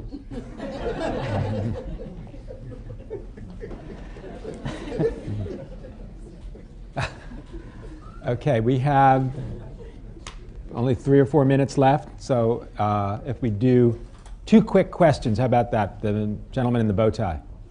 Your Excellency, I've served in Rwanda since '99, but as a whole family since 2003. And in my time there, I often was frustrated because I couldn't get people to raise hands and say, this is our decision here, and other people raising the side, and the majority would win. People always would say, Doctor, slow down, let's talk some more. And meetings went very long, but a consensus was achieved at the end.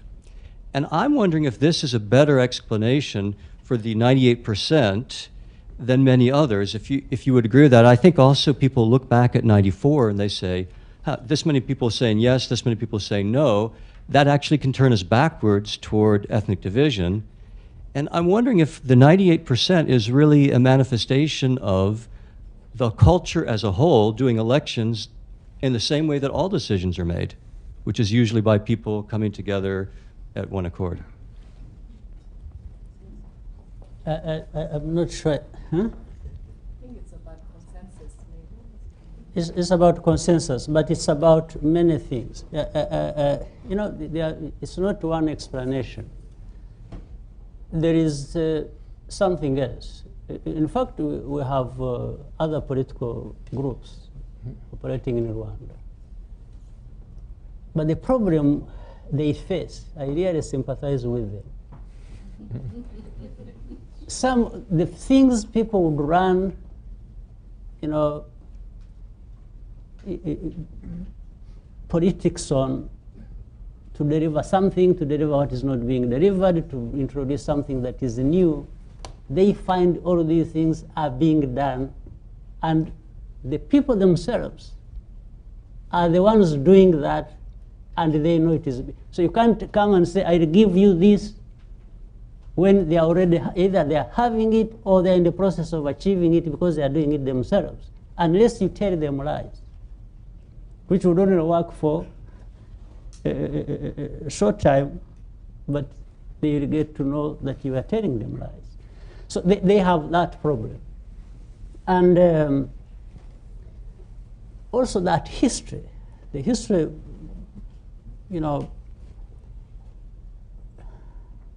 that affected, of course, produced the victims, but has perpetrators. We have created a situation where the victims and the perpetrators have come together and have been soul-searching among themselves to say, what is it that went wrong? Why did it go wrong? And then they formulate what they need to do to actually overcome that past together. That has been happening. In fact, that's why even the reconciliation process has taken place beyond even our own expectation. So, and they stick together on this, and it's like, no, if anything came from outside and say, no, do this, they say, no. For you are taking us back.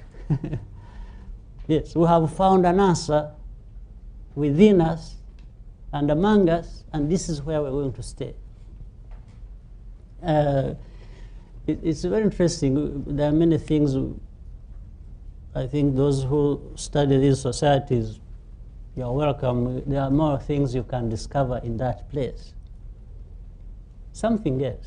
This externalization of our politics in Africa and in Rwanda.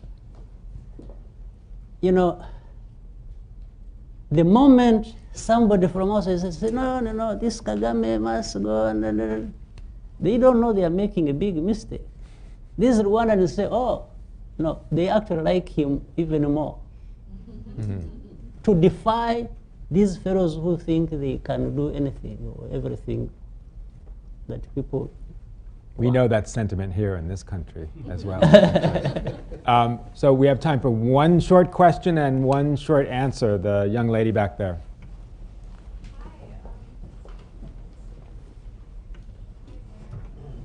You've spoken a lot about democracy, and I would just like to point to the accusations of human rights abuses in terms of the elimination of your political opponents or the oppression of the press, and I would just like to hear your comments towards that.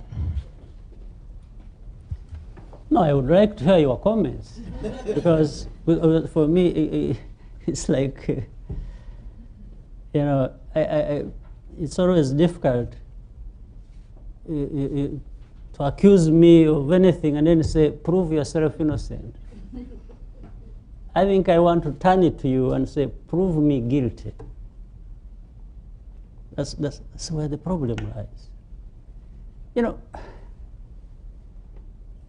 the press or human rights groups, or what they say about me personally, or about Rwanda,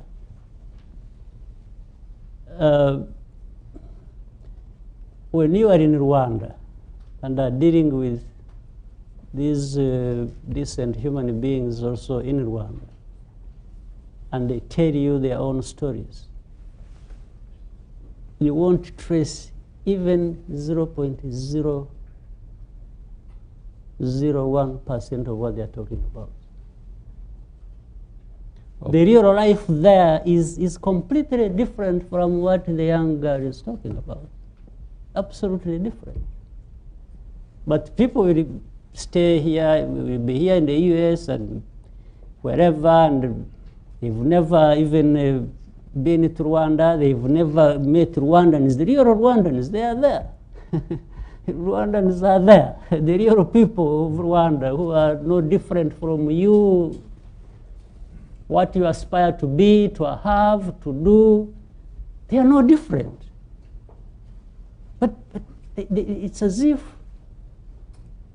Rwanda is treated like a botanical garden where you just go and water flowers and, you know, no, human beings like anyone in this room. Absolutely. So these so-called human don't know what. I tell you, half of my life I've been living in the trenches, not sure of living to the next day. I didn't fight to be the president of my country. Never. It came by accident, I think. So I was fighting for my own rights, which anyone in any human rights organization could not give me. And even now cannot give me or cannot give Rwandans. So it's cynical and absurd that anyone would just be there talking about the violations, you know, me as the leader of my own people to be accused of violating their rights. It's just an absurd insult. But my answer is simple, is to do my best to serve my people the best way they can be served. That is the answer. That's a great last word. Thank you. President Paul Kagame of Rwanda.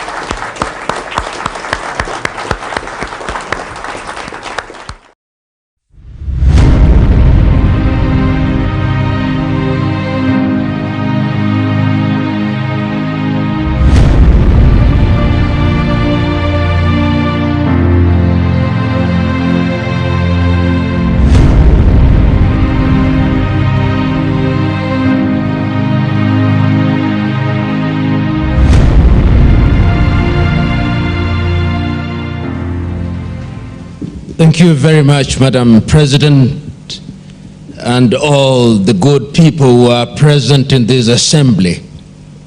It is curious that I should be asked to speak to such a gathering of scientists who are distinguished in the area of agriculture.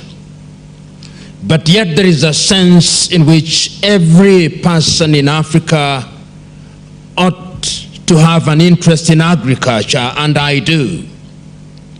And only last night, when I was thinking about what to say at this conference, I thought about two things. One, which is a presentation that was made by Kenya's Ali Mazrui several years ago, Africa, the Triple Heritage. And since Ali Mazrui traveled in different parts of Africa, talking about different things, nobody has done a documentary of that nature.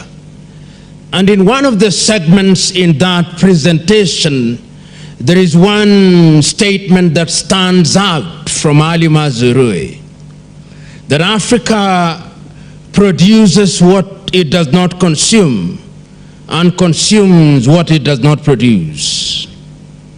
The other thing that came to my mind was from some of the writings and conversations that I've had in the recent past about the early years of Africa, particularly the early thoughts of Ghana's Kwame Nkrumah, as early as the year 1957, stretching way up to 1970, until on his deathbed in Bucharest, Romania in 1972.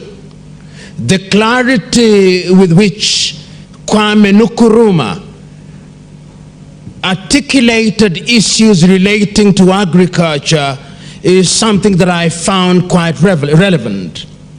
Indeed, one of the things that stands out, even in those early days, was his belief that apart from attaining political independence, true liberation would only be realized by Africa if Africa could feed herself. And those who write about him recognize that one of his early obsessions was the greening of the Sahara Desert, even in those early days.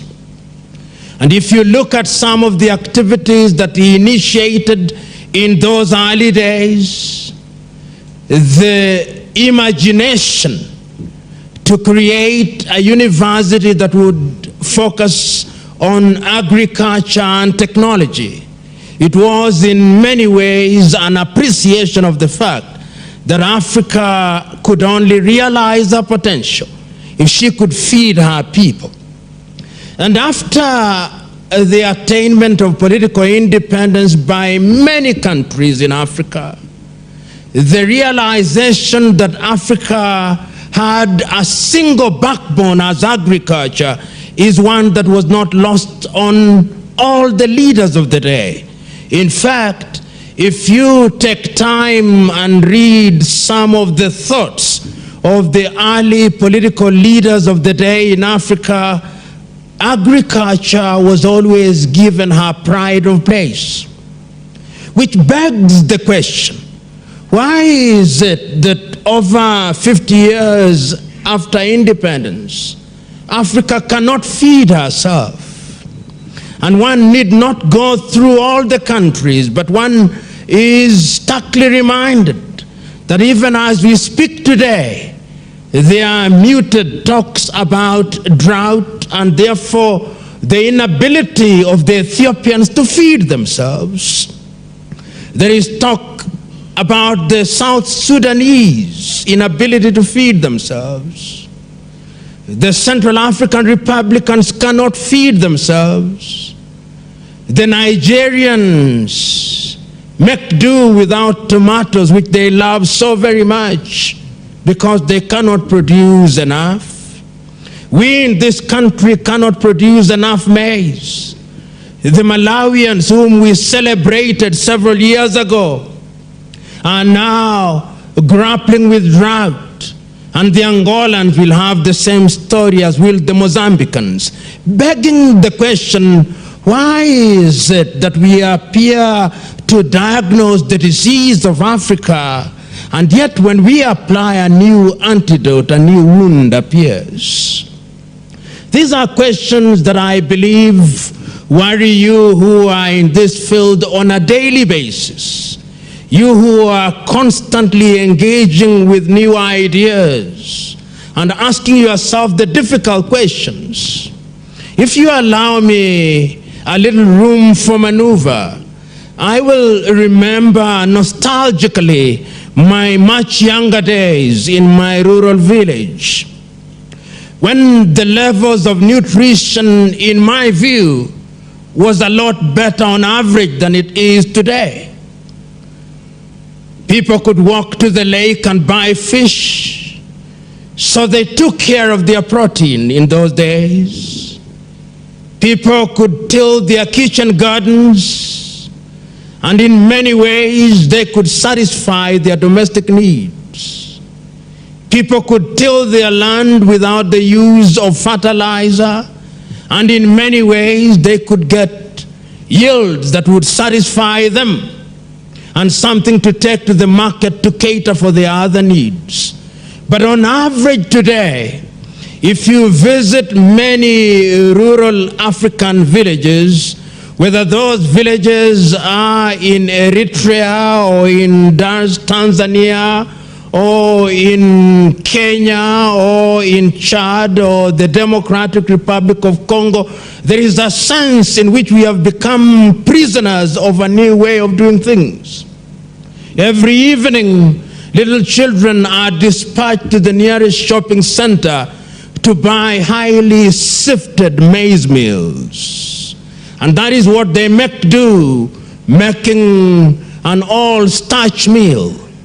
Begging the question once again, why is it that so many years after the attainment of political independence, why is it that after so many years with universities that we have created in almost all countries dedicated to agriculture, we have not been able to conquer this problem of greening Africa and making Africa self-sufficient in the area of production of food, and specifically grain?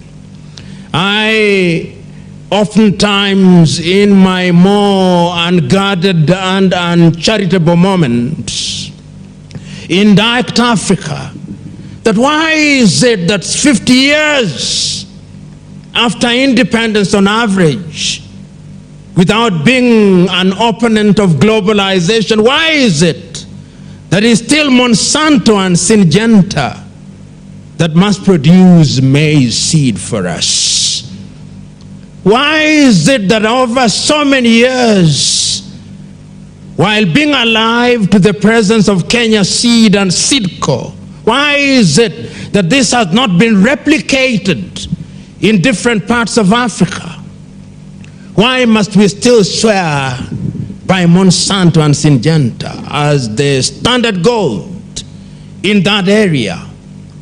Why is it that those of you who have had the advantage of exposure to innovation in the area of agriculture, why is it that your intervention has not made dramatic changes? And one is not simply saying that nothing has been done. One is asking the uncomfortable question, why Africa continues to punch below her weight in the area of agriculture, if we are to be specific.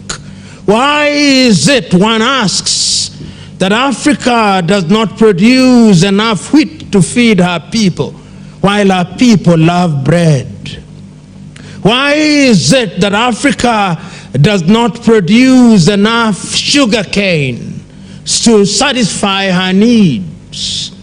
Why is it that Africa does not produce enough maize, enough sorghum, enough millet, enough barley, enough of everything to be a continent that can sit at the dinner table of human civilization and say unequivocally, we are capable of feeding ourselves?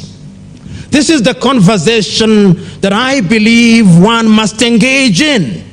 And we who have the advantage of being present in this assembly must go back and ask ourselves certain very basic questions. I remember in the 1960s, courtesy of history, when many African countries had attained political independence, the leaders of the day were quite clear in their first-year development, 5-year development plans.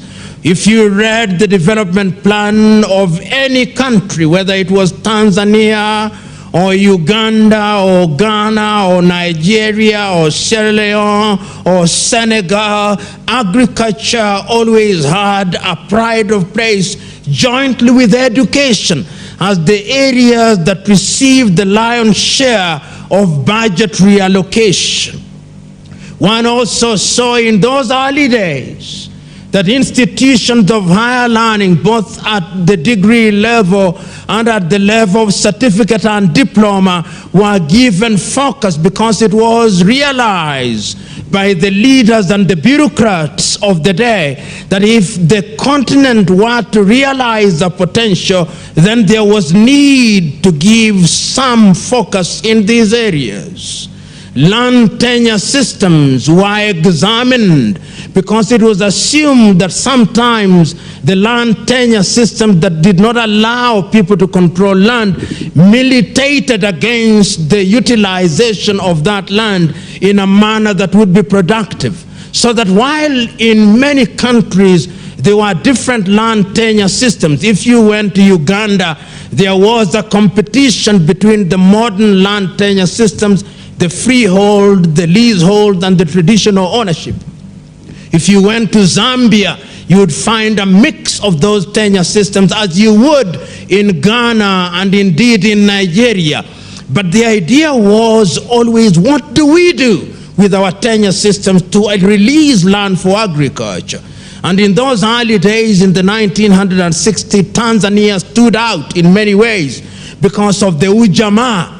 Articulated in a very simple form, Mwalimu Nyerere took the view that one of the ways in which you could productively enhance the utilization of land was to congregate population around areas in the nature of mini urbanized areas so that you could release land for mechanized agriculture.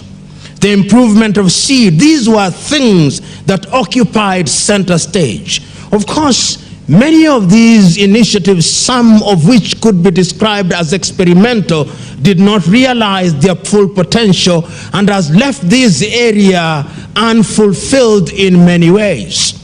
But in many ways, Africa still wanted to rely on you.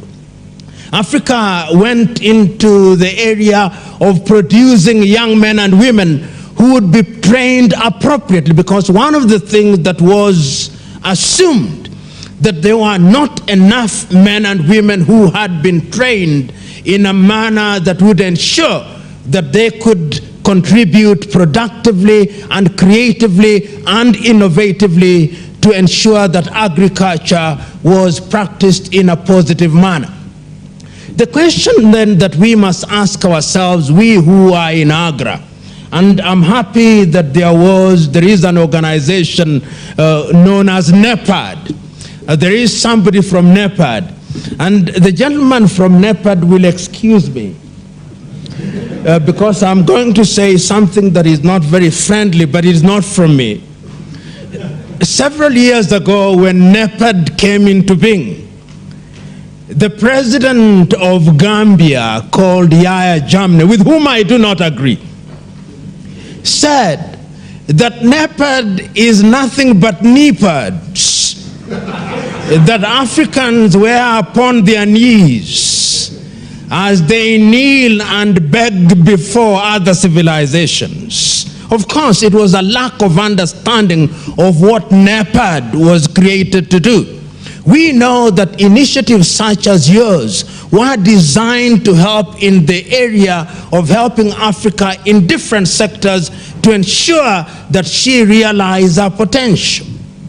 Another organization that I'm aware is here are representations of the African Union.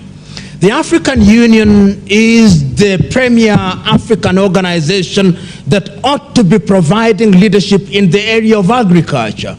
And it cannot be denied that that particular organization has tried to use our leverage over the years with a view to ensuring that Africa realizes our potential.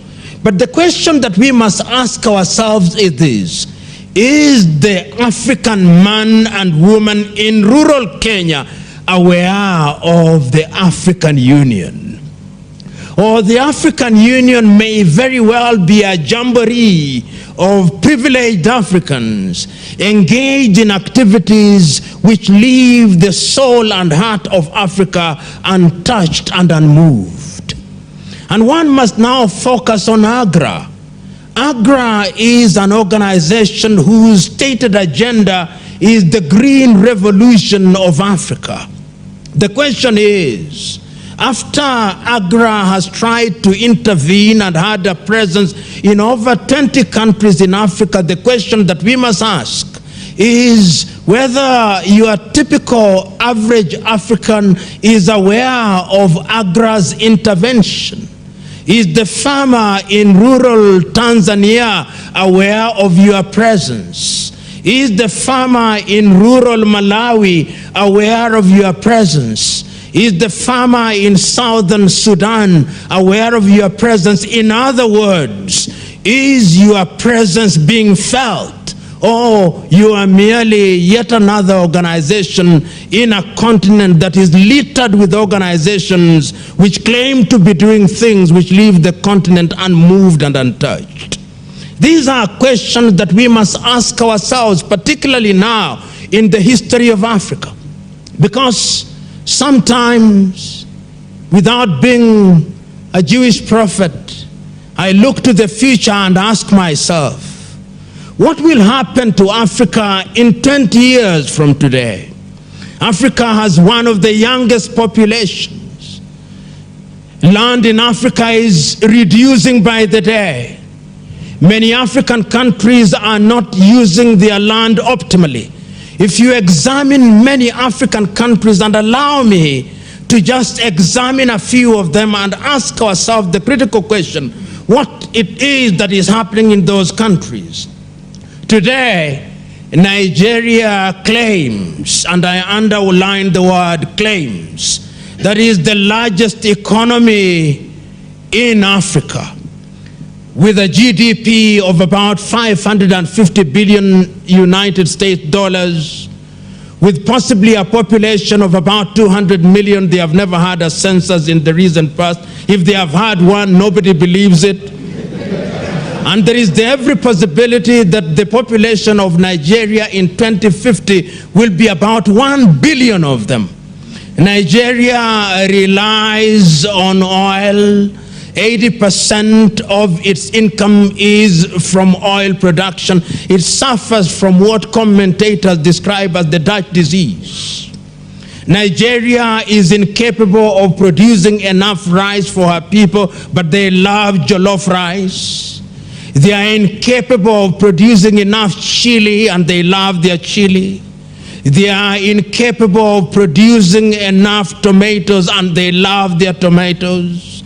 They are incapable of doing things, not because they do not have the ability, but a conscious decision has been made by people at critical positions to concentrate on oil as the milk cow for Nigeria.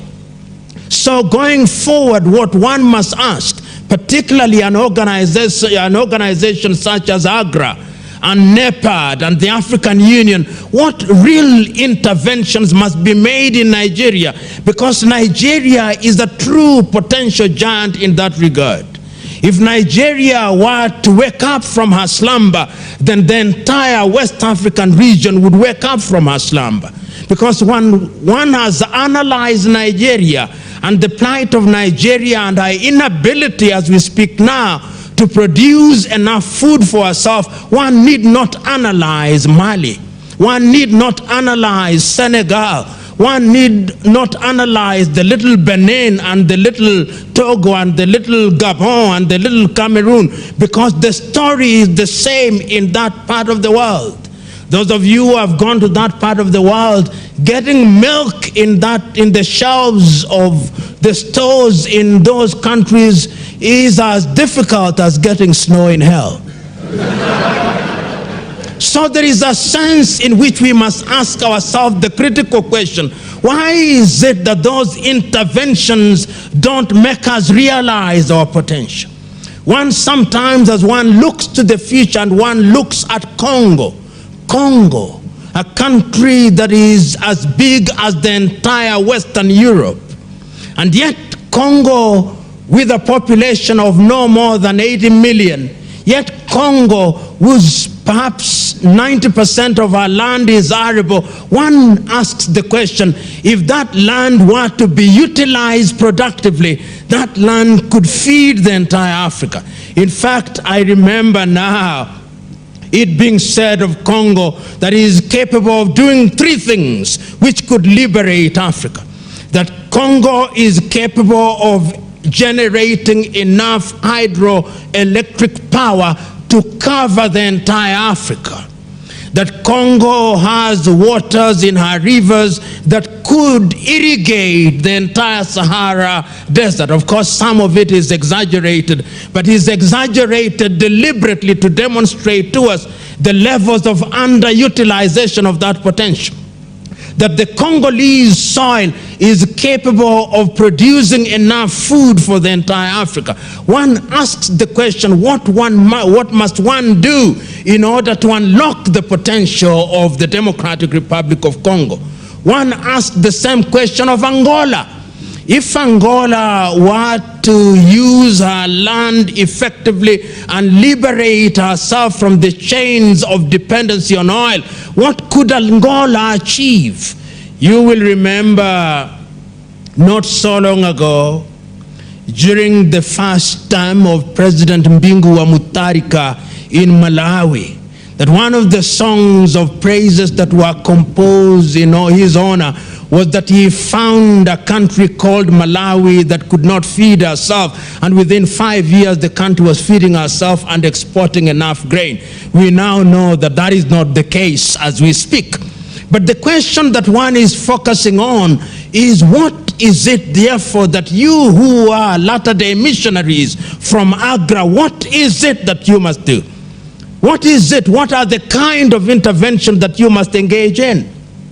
One can say that countries need to look at their budget reallocations. That is a good point of intervention, so that there is consciousness at the political level that Africa can only realize her potential if she has enough money dedicated to the improvement of agriculture. I do not know whether in your countries in Africa, in certain areas, they still farm in the manner that is so very well described in the Bible,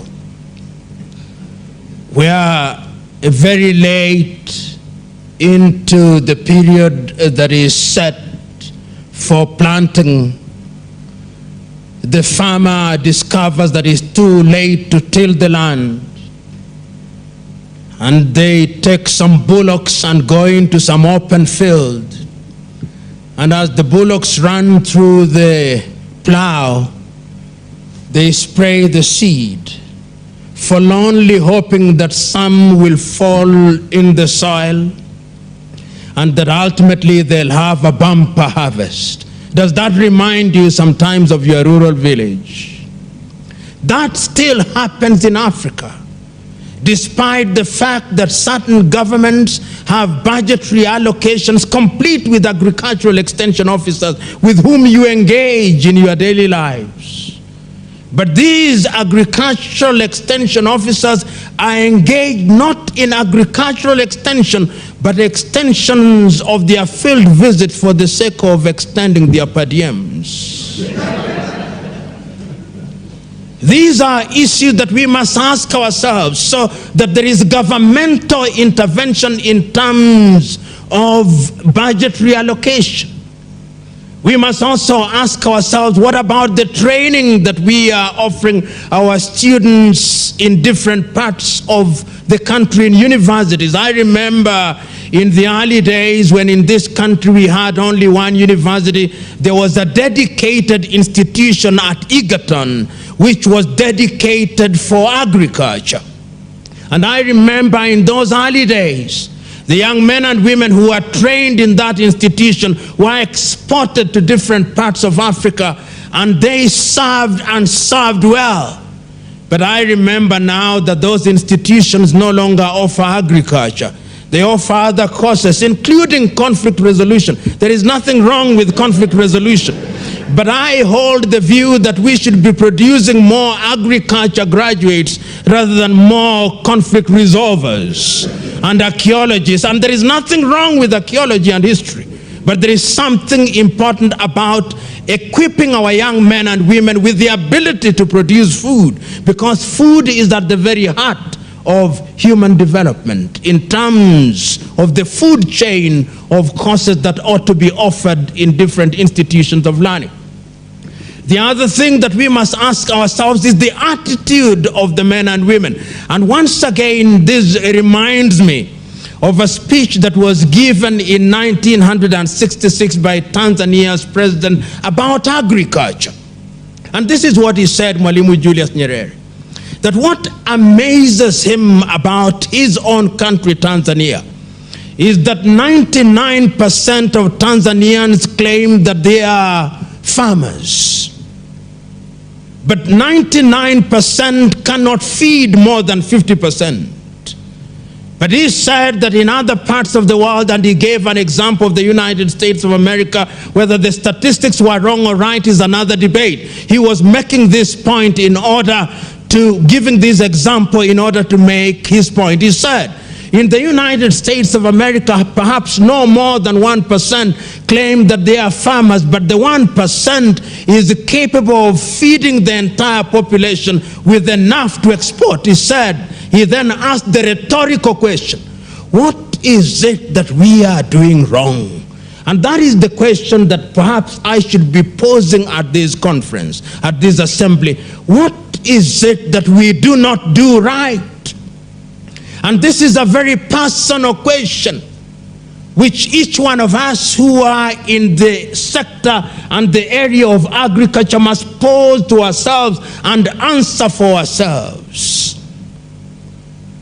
If indeed, before you are born, Monsanto had been established. And if indeed Monsanto over the years has been trailing the blaze in terms of offering seeds of high quality, if indeed before you went to the university Syngenta was alive and well, and they have been doing this over the years, the question that we must ask ourselves and must be asked of the 20-odd countries in which Agra is alive and well, why is it that the knowledge that is resident in Monsanto has not been meaningfully transferred in institutions in those countries? Why is it that the umbilical cord remains firm, alive and well and uncut even when the baby is ex utero? Why is it? This is the question that we must pose. Why is it that in the area of husbandry, in terms of fertilizer, Africa still looks for fertilizer from outside of the continent? I was telling my good friend here that there are two things that every civilization should always have control over if it is to be a civilization that will live for a long time: the production of food and the production of medicine. That you cannot leave these to others to do for you, because those are, in a manner of speaking, the building blocks of civilization. If you go to countries in Europe and you remember and remind yourselves of your own history, you'll remember that Europe had to undergo what was described as an agrarian revolution. I'm submitting to you that Africa has never known agrarian revolution. I'm submitting to you that the role of Agra is to introduce true agrarian revolution in Africa, because it is only when there is a true agrarian revolution in Africa that Africa will be able to realize a potential in the other areas. Some of you who are familiar with agrarian revolution and the indices of agrarian revolution may not agree with me. But I'm submitting that if you only have pockets of change in a sea of a continent that does not change, then that is not change. I remember not so long ago when the millennium came about, a good American professor came to Kenya, amongst other countries, and founded things that were described as millennium villages. It was assumed then that that was the magic bullet, that after the millennium villages had been introduced, Africa would never be the same again.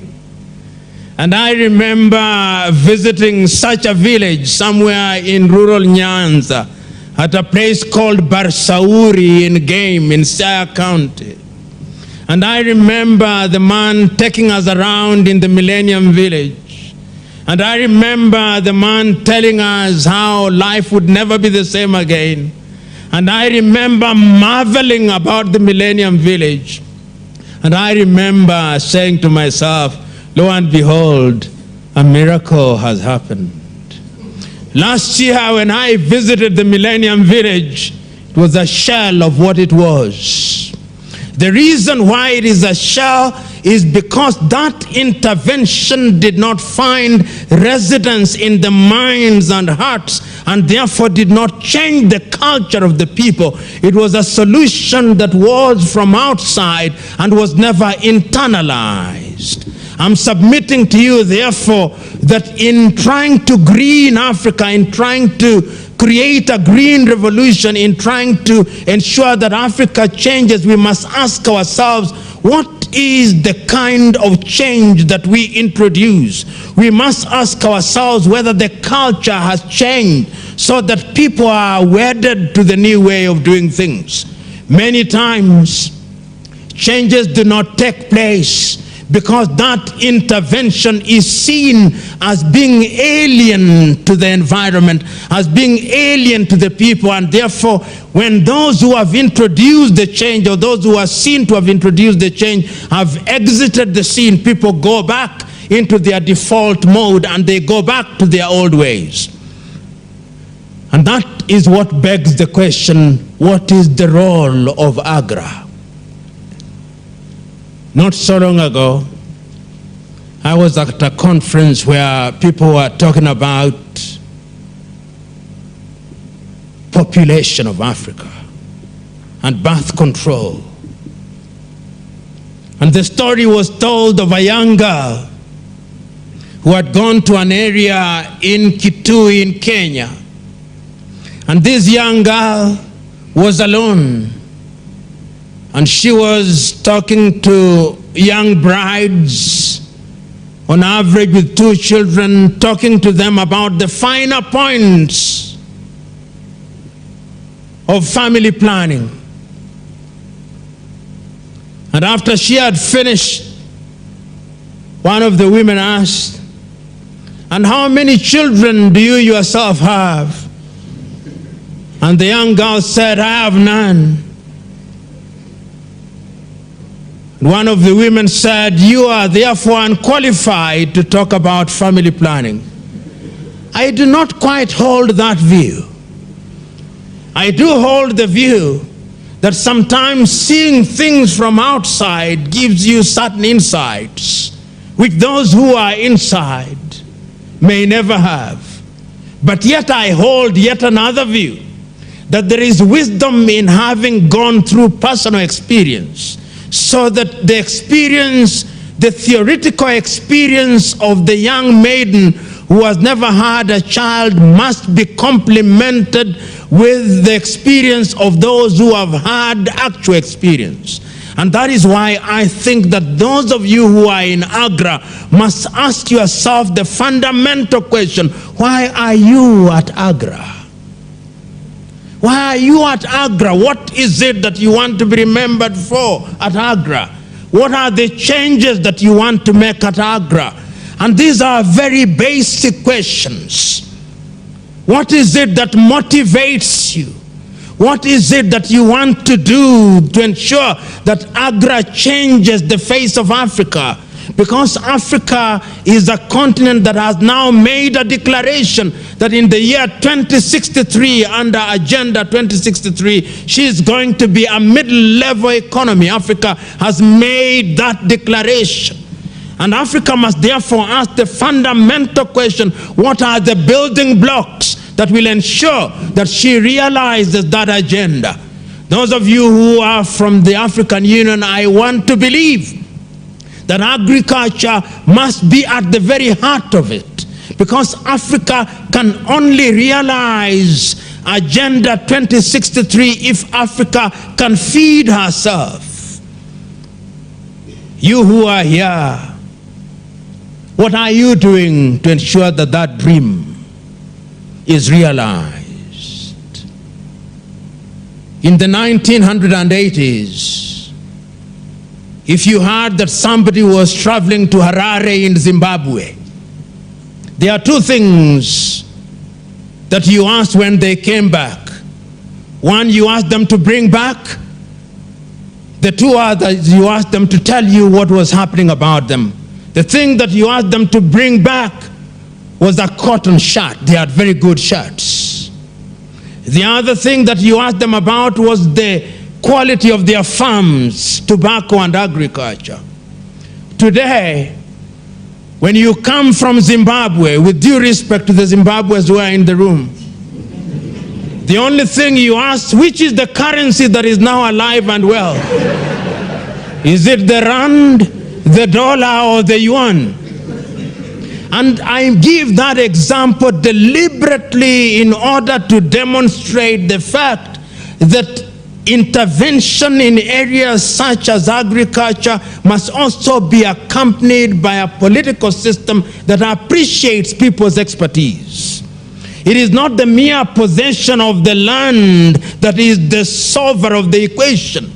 The same farmers, some of them who are in Zimbabwe, have now gone to Zambia and to Nigeria, and they are replicating the very same things that they were doing in Zimbabwe. And the land left to the individuals who thought that land was the solver of the problem cannot produce. It is still in Zimbabwe. The land is in situ where it was. So the intervention must also be the kind of intervention that makes people realize that the knowledge must be resident in people's minds and expertise must be locally nurtured so that people are capable of using that expertise for the general good. The other thing that I think is important is to begin to educate the people, because I know you are concerned with smallholders in agriculture, but we must never forget that the game-changing agriculture must also be large-scale farming. We must ask ourselves, what are we doing with the irrigation projects that we find in different parts of Africa, in Kenya, whether it is in Egypt and different parts of the world? One must not lose sight of that. And one must ask, what are the inputs that we are utilizing in order to ensure that Africa actually realizes our potential? In a nutshell, ladies and gentlemen, one can go on and on about Agra. One can go on and on about agriculture, but one must now wind down in order to ask certain fundamental questions. And to me, there are 10 questions that we must put on the table in order to ensure that Agra realizes her potential. Question number 1, which is the foundational question, is what is the reason why Agra was created? Why did we create Agra at all? And my understanding is that this organization exists for, among other things, for the sensitization of populations in a positive manner, that they can use the resource known as land to liberate themselves from the chains of poverty. Question number 2, which is equally foundational: what kind of interventions must Agra make which are sensitive to the realities of the organization and sensitive to the realities of the people that they intervene with? And my understanding is that Agra exists for, among other things, intervening in a manner that is sensitive to the cultural realities of the societies in which they intervene, and in a manner that is capable of addressing the economic needs and agenda of the country in which they are intervening. Question number 3 is, how does Agra intervene? Because the manner in which you intervene is critical to the acceptance of the agenda that you are injecting into the environment. Because there is a sense in which there must be a time when the child which has been adopted must be released so that they are able to go, so that Agra is capable of saying, behold, we found a child that was incapable of walking, but behold, because of our intervention, it can now walk. Number 5, what are the methods that you are using, and are they sustainable after your departure? In other words, are you entering into the arena with tools of engagement, which tools can be embraced, which tools can be understood, which tools, when deployed, are capable of being utilized in a manner that will be possible even after your departure? Question number 6 that we must have: with what agenda are you leaving? In other words, with what agenda are you entering the process? Are you entering the process with a view to ensuring that the economic health of that particular community is aided? And if you are going to do so, is it visible to that community, and are they capable of appreciating that your entry will make their lives better? And question number 7, once you have entered into the agenda, what engagements do you have with the local expertise that are present on the ground, so that they feel that they are part of the equation, and that once you leave, there are linkages which are there as a point of reference if need arises.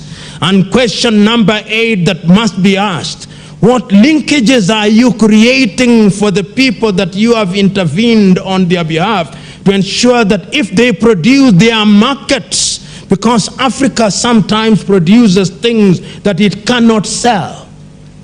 And question number 9, what interventions are you making to ensure that the externalities which may undermine the communities are mitigated, so that these communities are therefore protected from the dangers that may visit them? And lastly, the question that you who are present there are so wedded to the process that the people can see that your zeal and zest and vim and verve at once are transported to them, and that you own the processes as if they were your own. In my view, I believe that if those 10 things occupy the space which informs your engagement, then AGRA will be doing a good job.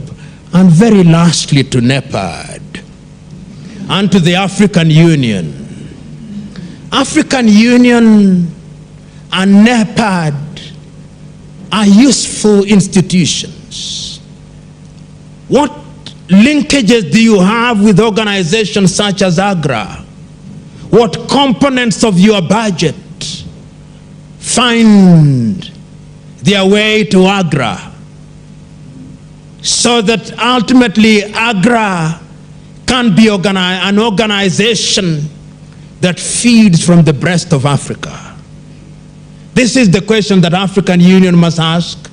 This is the question that NEPAD must ask. And if you ask these questions and answer them boldly, I have no doubt in my mind, African Union, that Africa will realize her Agenda 2063. Permit me to stop there. Thank you.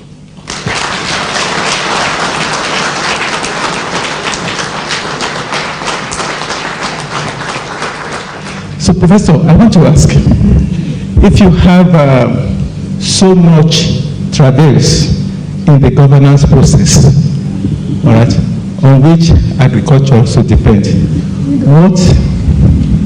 what do we do? Okay, because today you introduce a few things that you think will make a change.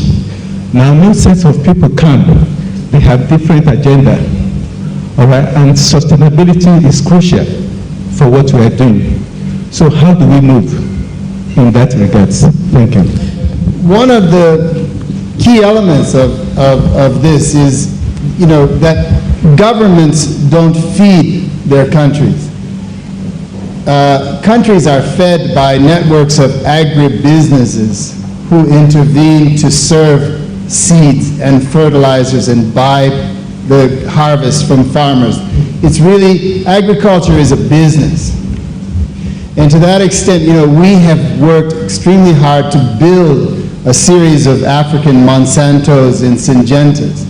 And let me assure you, there are some brilliant entrepreneurs out there who are busy building those companies today, thanks to the intervention of AGRA. We have invested in over 110 African seed companies, and we are confident that some of them will grow into regional giants with time. But what the problem we run into is when we go to governments and we say, these are the companies that will feed your people, they don't really believe that. They see it as really perhaps their job. And some of them who see the successes of these companies sometimes rise up or deviate off and try to thwart the growth of these companies. So my question to you is, what do we do about that? How do we convince Africa's governments that what they really need to do to feed their people is get behind the agribusiness sector that they can see now starting to grow some roots in their borders? I'm wondering if you have ever asked yourself how many head of states have been able to listen to you or to follow what you've been preaching so far. I'm asking the question because the governance issue is really a challenge, whether we're talking about the health sector, agriculture, or education. It seems to me that listening to you may at some point inform to the large extent how the head of states could look at themselves inward in making sure that they do the right thing. I'm wondering if you have a network or a pathway to reach out to them, or you are just, people come to you for advice, or you offer your services. Because for our countries, in some of them like Cameroon or Zimbabwe, not to mention them, having been through what we call failed governance system for the last 30 years plus, I think it's a really big issue. We don't see the end of the tunnel anywhere near. Thank you. One question concerning the legal foundations of a capitalist economy that we are trying to put in place in order to undergird and support the work that AGRA is doing. In most cases, in some of these countries, simple acts or regulations that allow seed companies to access fertilizer, to access breeder seed and so forth are not in place, or they are flawed. And when you try to do something to put them in place, you are told the Parliamentary Agricultural Committee members, they need certain payment in order to pass laws or to advocate for certain laws in Parliament. Can you say something about it? We often ask ourselves these same questions you've been asking us for the last 1 hour. But in many cases, a lot of people think agriculture as a technology problem. It's about seeds, it's about fertilizer, it's about improved agronomic practices. And we all know these technologies work, we all know what the problems are, we know what the solutions are. The difficulty we have in Africa is actually delivering these known technologies to the farmer so that the farmer internalizes them. But often the challenge we see is about, as my colleague said, in government policies, in putting the right institutions, the legal framework. And also, most of our leadership is engaged in a good part of our continent in self-enrichment. Even if we have basically what is the question, democracy as a 5-year election instead of really being accountable to the people. So how can we really create a system where governments, in Asia where we have seen countries under dictatorship, but these were benevolent dictators which put the needs of their people and their countries first, and they have brought hundreds of millions of people in about 2-3 decades. So what should we do really in Africa? Do you agree with the myth that says, which I partly believe in, that probably independence should have waited? We should have had colonization 50 years after to take advantage of the infrastructure and build the more fiber to be able to manage and administer what is left behind. Are you actually saying that the moral fiber was being imported? I find that ridiculous. So, how are you equipping the students at the Kenya School of Law to go beyond legal jargon, legal expertise, legal drafting, to actually address the problems within the society so that they offer drafting that is actually solutions oriented, so that when we have the parliamentarians debating the different bills, they actually have proper bills to work with, because the drafters are most of the time lawyers and they usually have come through your hands. Now, I come from a region where there is a saying, there are two. One is, a fish always rottens from the head. Really? What went wrong? Second, a caravan always goes at the speed of the slowest camel. Assuming that we know where to go, where is the smallest camel? I think AGRA is part of that solution, of rebuilding a belief in the smallholder family, in ourselves to feed ourselves, a self-confidence in our communities, a belief in science, and making sure that it is sustainable because we invest in local private sector. how do we put this caravan on the right track? By combining wisdom, knowledge, and the numbers to get to the promised land. I think this is what we're talking about. We have to go to defensive. Everyone, when you want to assess yourself, you always think that you are doing the good thing. You can sit as Agra here and say, we are doing the good thing. When you are at African Union, you say, oh, we are really doing the good thing. The same with Leopard. But when we hear about what he's saying, I think there is something wrong as he's saying. Because we are not, irrespective of this declaration that our president have made, our heads of state, we want to achieve Malabo Declaration by 2025, Agenda 2063. But the pace we are achieving those declarations is really slow. Then brings these 10 questions that he is asking.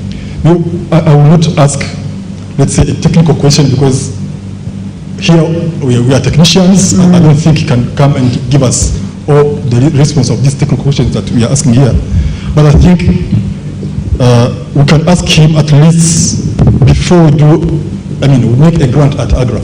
Can we have this kind of question that Professor is asking, so that we check that where we want to go is in line with this vision that he is actually highlighting here. This is just to ask him if he can write something that can inspire our way of doing business. Thank you very much. Thank you very much. I will not pretend to be answering the questions. What I'll do is simply very briefly to share my thoughts on some of the issues that have been raised, and you don't have to agree with me at all. Let me, not in any order, but I think there is a sense in which the African problem, and I'll start with your myth, I don't agree that independence ought to have been delayed. Because, and with due respect to Zimbabwe, for example, Zimbabwe's independence was delayed. And one of the things that we marveled about, and which you still marvel about in Harare, is the quality of your roads. There is a sense in which the right policies are at the very heart. That is not to say that the land question in Zimbabwe is not an issue. It is. And many Zimbabweans will remember in the first 10 years of President Mugabe's tenure, he was the recipient of an award, together with Ghana's Olowo, as having been at the heart of proper management of the country.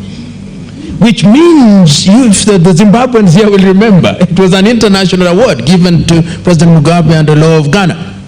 And one of the areas that was focused on in giving him that award was agriculture, because Zimbabwe was truly the bread basket of that part of the world. So that, I think, combining with the question that you've asked about what we teach at our institutions, and this is becoming very true. If you look at many African countries, in the early days there was the realization that expertise was critical. So that institutions, if you went to Tanzania, you had institutions that focused on agriculture and technology. In Zambia and in many of these countries, and the laws were informed by policy, law, and then implementation. That hierarchy, that you had to have a policy position. And many countries had these. Of course, we think that they are now new. Now that we talk of vision, we do not know that, in fact, in the first 5 years of our independence, each country was driven by some vision and some policy, and that law was distilled from those policy and strategic positions. We've now become so tactical in our solution to things that we've forgotten that there is a strategic agenda. We have tactical positions, which, as you know, you who are experts here, you've got to have a strategic direction. You may change your tactics, but the strategy, the overarching strategy, remains undisturbed. And this is what calls into question the whole question of governance in Africa. And governance must be understood at different levels. You talk about the political governance, which informs governance in the sector, in the different sectors. In agriculture, if you look at Kenya, for example, we have all these laws that have been made to deal with the coffee sector, with the tea sector, with the sugar sector, and then of course recently we also have these regional protocols. In East African Community we have them, in SADC you have them, then in ECOWAS you have them, in Central Africa you have them, and lack of harmony in some of these things. And part of it, of course, is not just disharmony in Africa, but through bilateral and multilateral treaties. So Africa must also have a clarity of some of the things that we get into. You, as East Africa, you have a position. Let me take, for example, the position that Kenya has adopted about GMOs. We have a country position on this. What is the East African position on this? Is there a uniform understanding of it? And I think these are the things that we must talk about now that we have agreed that we are moving block by block East African community. I was talking to the some East African parliamentarians, and I was telling them that, you see, if we want to move as East Africa on the critical issues that define Africa and define us, we must have one common position that defines how we engage with others, so that once East Africa has entered into this position, if it is in the area of agriculture, then we have one common position that we used to deal with the Chinese. Just to veer off a little, we are now importing fish from China. What is the position? What is the East African position? Kenya is doing it. Is Uganda, does Uganda think it is right? Does Rwanda think it is right? Burundi, South Sudan? So lack of clarity. And I said, to the anger of my audience at one time, that was rather uncharitable, that the problem with Africa is that those who have ideas have no power, and those with power have no ideas. and that in many ways still informs. So you have all these ideas on how we can green Africa. I listen to you and I can see you are bubbling with ideas, but you don't have the power. And the fellow with power has completely no idea. And yet somehow, and this I think is your problem, when the electorate is given the choice between you with ideas and the one without ideas, the Africans' affinity for people without ideas is amazing. Is amazing. And just to give you an idea of how, and permit me to give the credit to your President Paul Kagame, that you can see that there are certain areas in sector, if you go to the livestock sector, for example, the intervention of the Rwandese government is sensitive to the realities of the Rwandese household. And they may have their problems, and problems will always be there, but there is a sense in which if you ask an average Rwandese whether the government has got it right, they'll say they have it right, which is a good thing. If you look at our government, Kenyan government position on coffee, and you ask your typical coffee grower or tea grower whether our government has got it right, they tell you they don't have an idea. And that is why they are uprooting coffee. So there is a sense in which the government's involvement is quite clear. And that is how I understand the Cameroonian problem with President Biya. There is a sense in which there's I don't know how to be polite about this. I'm trying to look for a word about there is a sense in which the ideas get frozen. You get people in government so that governmental positions are given because people are rewarded rather than people with passion. If you look at the early movement in Africa, the first 5 years in many African countries, the men and women who were given positions in government had some zeal of a missionary kind. If they were in agriculture, there is a sense in which you could see the drive, my people must be liberated from hunger. If you see the education, if you see health, and in some countries it is in fact the institutions and structures which were built in that era that are still alive and well, including the legal infrastructure. But unfortunately that disappeared. And how do we repair it? I think that there is a sense in which an institution such as the African Union can do it. And why I say African Union can do it is that African Union can do it because it is a continental body with a larger agenda. And I hope now that with the proposal African Union has made about, is it some tax that you want, is it a proposal, is that tax? Because part of your problem is that you have many ideas, but you have no funds. Because if you have idea and then you depend on a Western NGO to fund your agenda, they are not interested. They do what is in their best interest, and I don't quarrel with them. He who pays the piper must necessarily call the tune.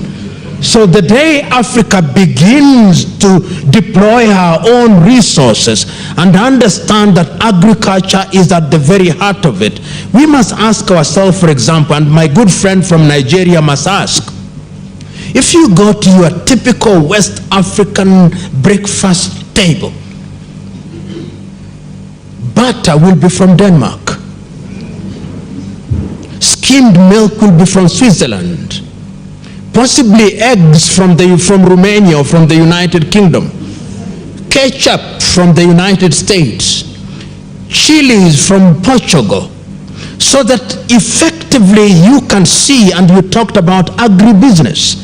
If we could ensure that there are these linkages in markets so that the farmer, right now I belong to some group and I see somebody say, I had a lot of mangoes, but the mangoes are rotten. So that there are those who have a lot of, there is a surplus of an item, yet there is a shortage of it in one area. And I think that this is something that must be done, and I think the African Union can achieve it. So linkages between AGRA and African Union and ECOWAS and SADC and EAC cannot indeed be underrated. And of course, the question that was asked from Ethiopia, there is this argument that is now alive and well, whether Africa does not need benevolent dictators.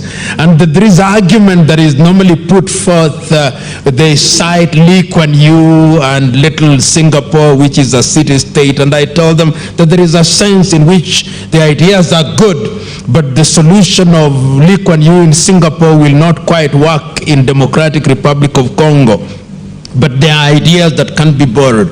But I still believe that a democratic dispensation is capable of delivering these things. And once again, one looks at Ethiopia.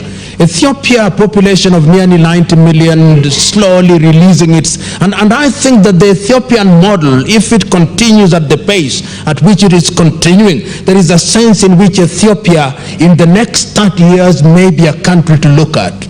Releasing the political space slowly, because you don't want to confront us with some of these ideas too quickly, like I find ourselves confronted in Kenya and other countries. Slowly working on the land tenure systems. I was telling him, in my rural village, somebody who is working on a swamp asked the local community to give one block of 100 acres of land, and there was none to be found, because after every 10 meters there is a grave. And in my culture, you can't just come and plow down this grave, because the departed will visit pain upon you. So you can see that sometimes dealing with these issues is not as easy. You have fellows, you start off, your father left you with 10 acres of land, you have 5 brothers. 10 years down the line, it is now divided into 2 acres. You have each 3 sons, and now daughters are also included. By the time you are finished with dividing this land, each one of us now has a piece of land of this kind of acreage, just a small space like this. And you must agree with me that that also militates against the intervention that you are making. And there are areas in which, like Kenya, what percentage of land is arable in Kenya? Very small percentage of land is arable. And the Sahara Desert is not shy about moving down south. So there is a sense in which all these things are must also be looked at in the context of land tenure systems. And this is something that I know we are not confronting, and you confront it on the ground. So as I conclude, there is a sense in which technology is a problem. In fact, Nyerere had it right. He got it. He realized very early on, how do we do it? We do it by putting together. Right now, our government, for example, says that electricity, there is 60% penetration. In my rural home, there is one transformer. It serves only 2 families because one family is there, another one is there, so that you have this penetration, but is fiction of penetration. The truth is that that one transformer, if you had settlement, it would serve possibly 20 households. It would release land, and it would ensure that indeed you can have some of these things done in a manner that is friendly to technology. And lastly, we must also consider, I remember, and some of you will remember, in very many households in rural Africa, there was a kitchen garden. It may not have been called a kitchen garden, but there was something where there was always a banana plantation. There was always some tradition of vegetables. Once you'd washed your utensils, you'd pour water into it. It is irrigation by accident, but irrigation nevertheless. All these things have to be brought to bear.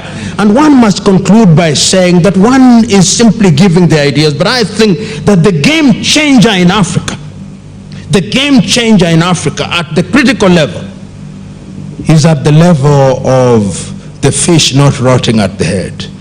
I think that is fundamentally the problem, that all these beautiful ideas that are being generated, there is no sense of implementation, so that you'll find that individuals in government will actually undermine agriculture because they are the major importers of maize. So they don't want it to succeed. They'll undermine rice production because they are importing rice. But if you look at countries that are beginning to think about their countries, look at countries like Japan, with nothing. They are encouraging the growing of rice in little sacks in people's households. So there are many things, but yet even in the face of all that, I refuse to give up hope. Because I hold the view that this continent can realize our potential. And sometimes you who are present there may think that you are doing nothing. But let me tell you, ask yourself, as one policeman once asked me, when we were in the business of condemning policemen in the 1990s, he says, let us today as policemen announce that we have withdrawn our services for 1 week.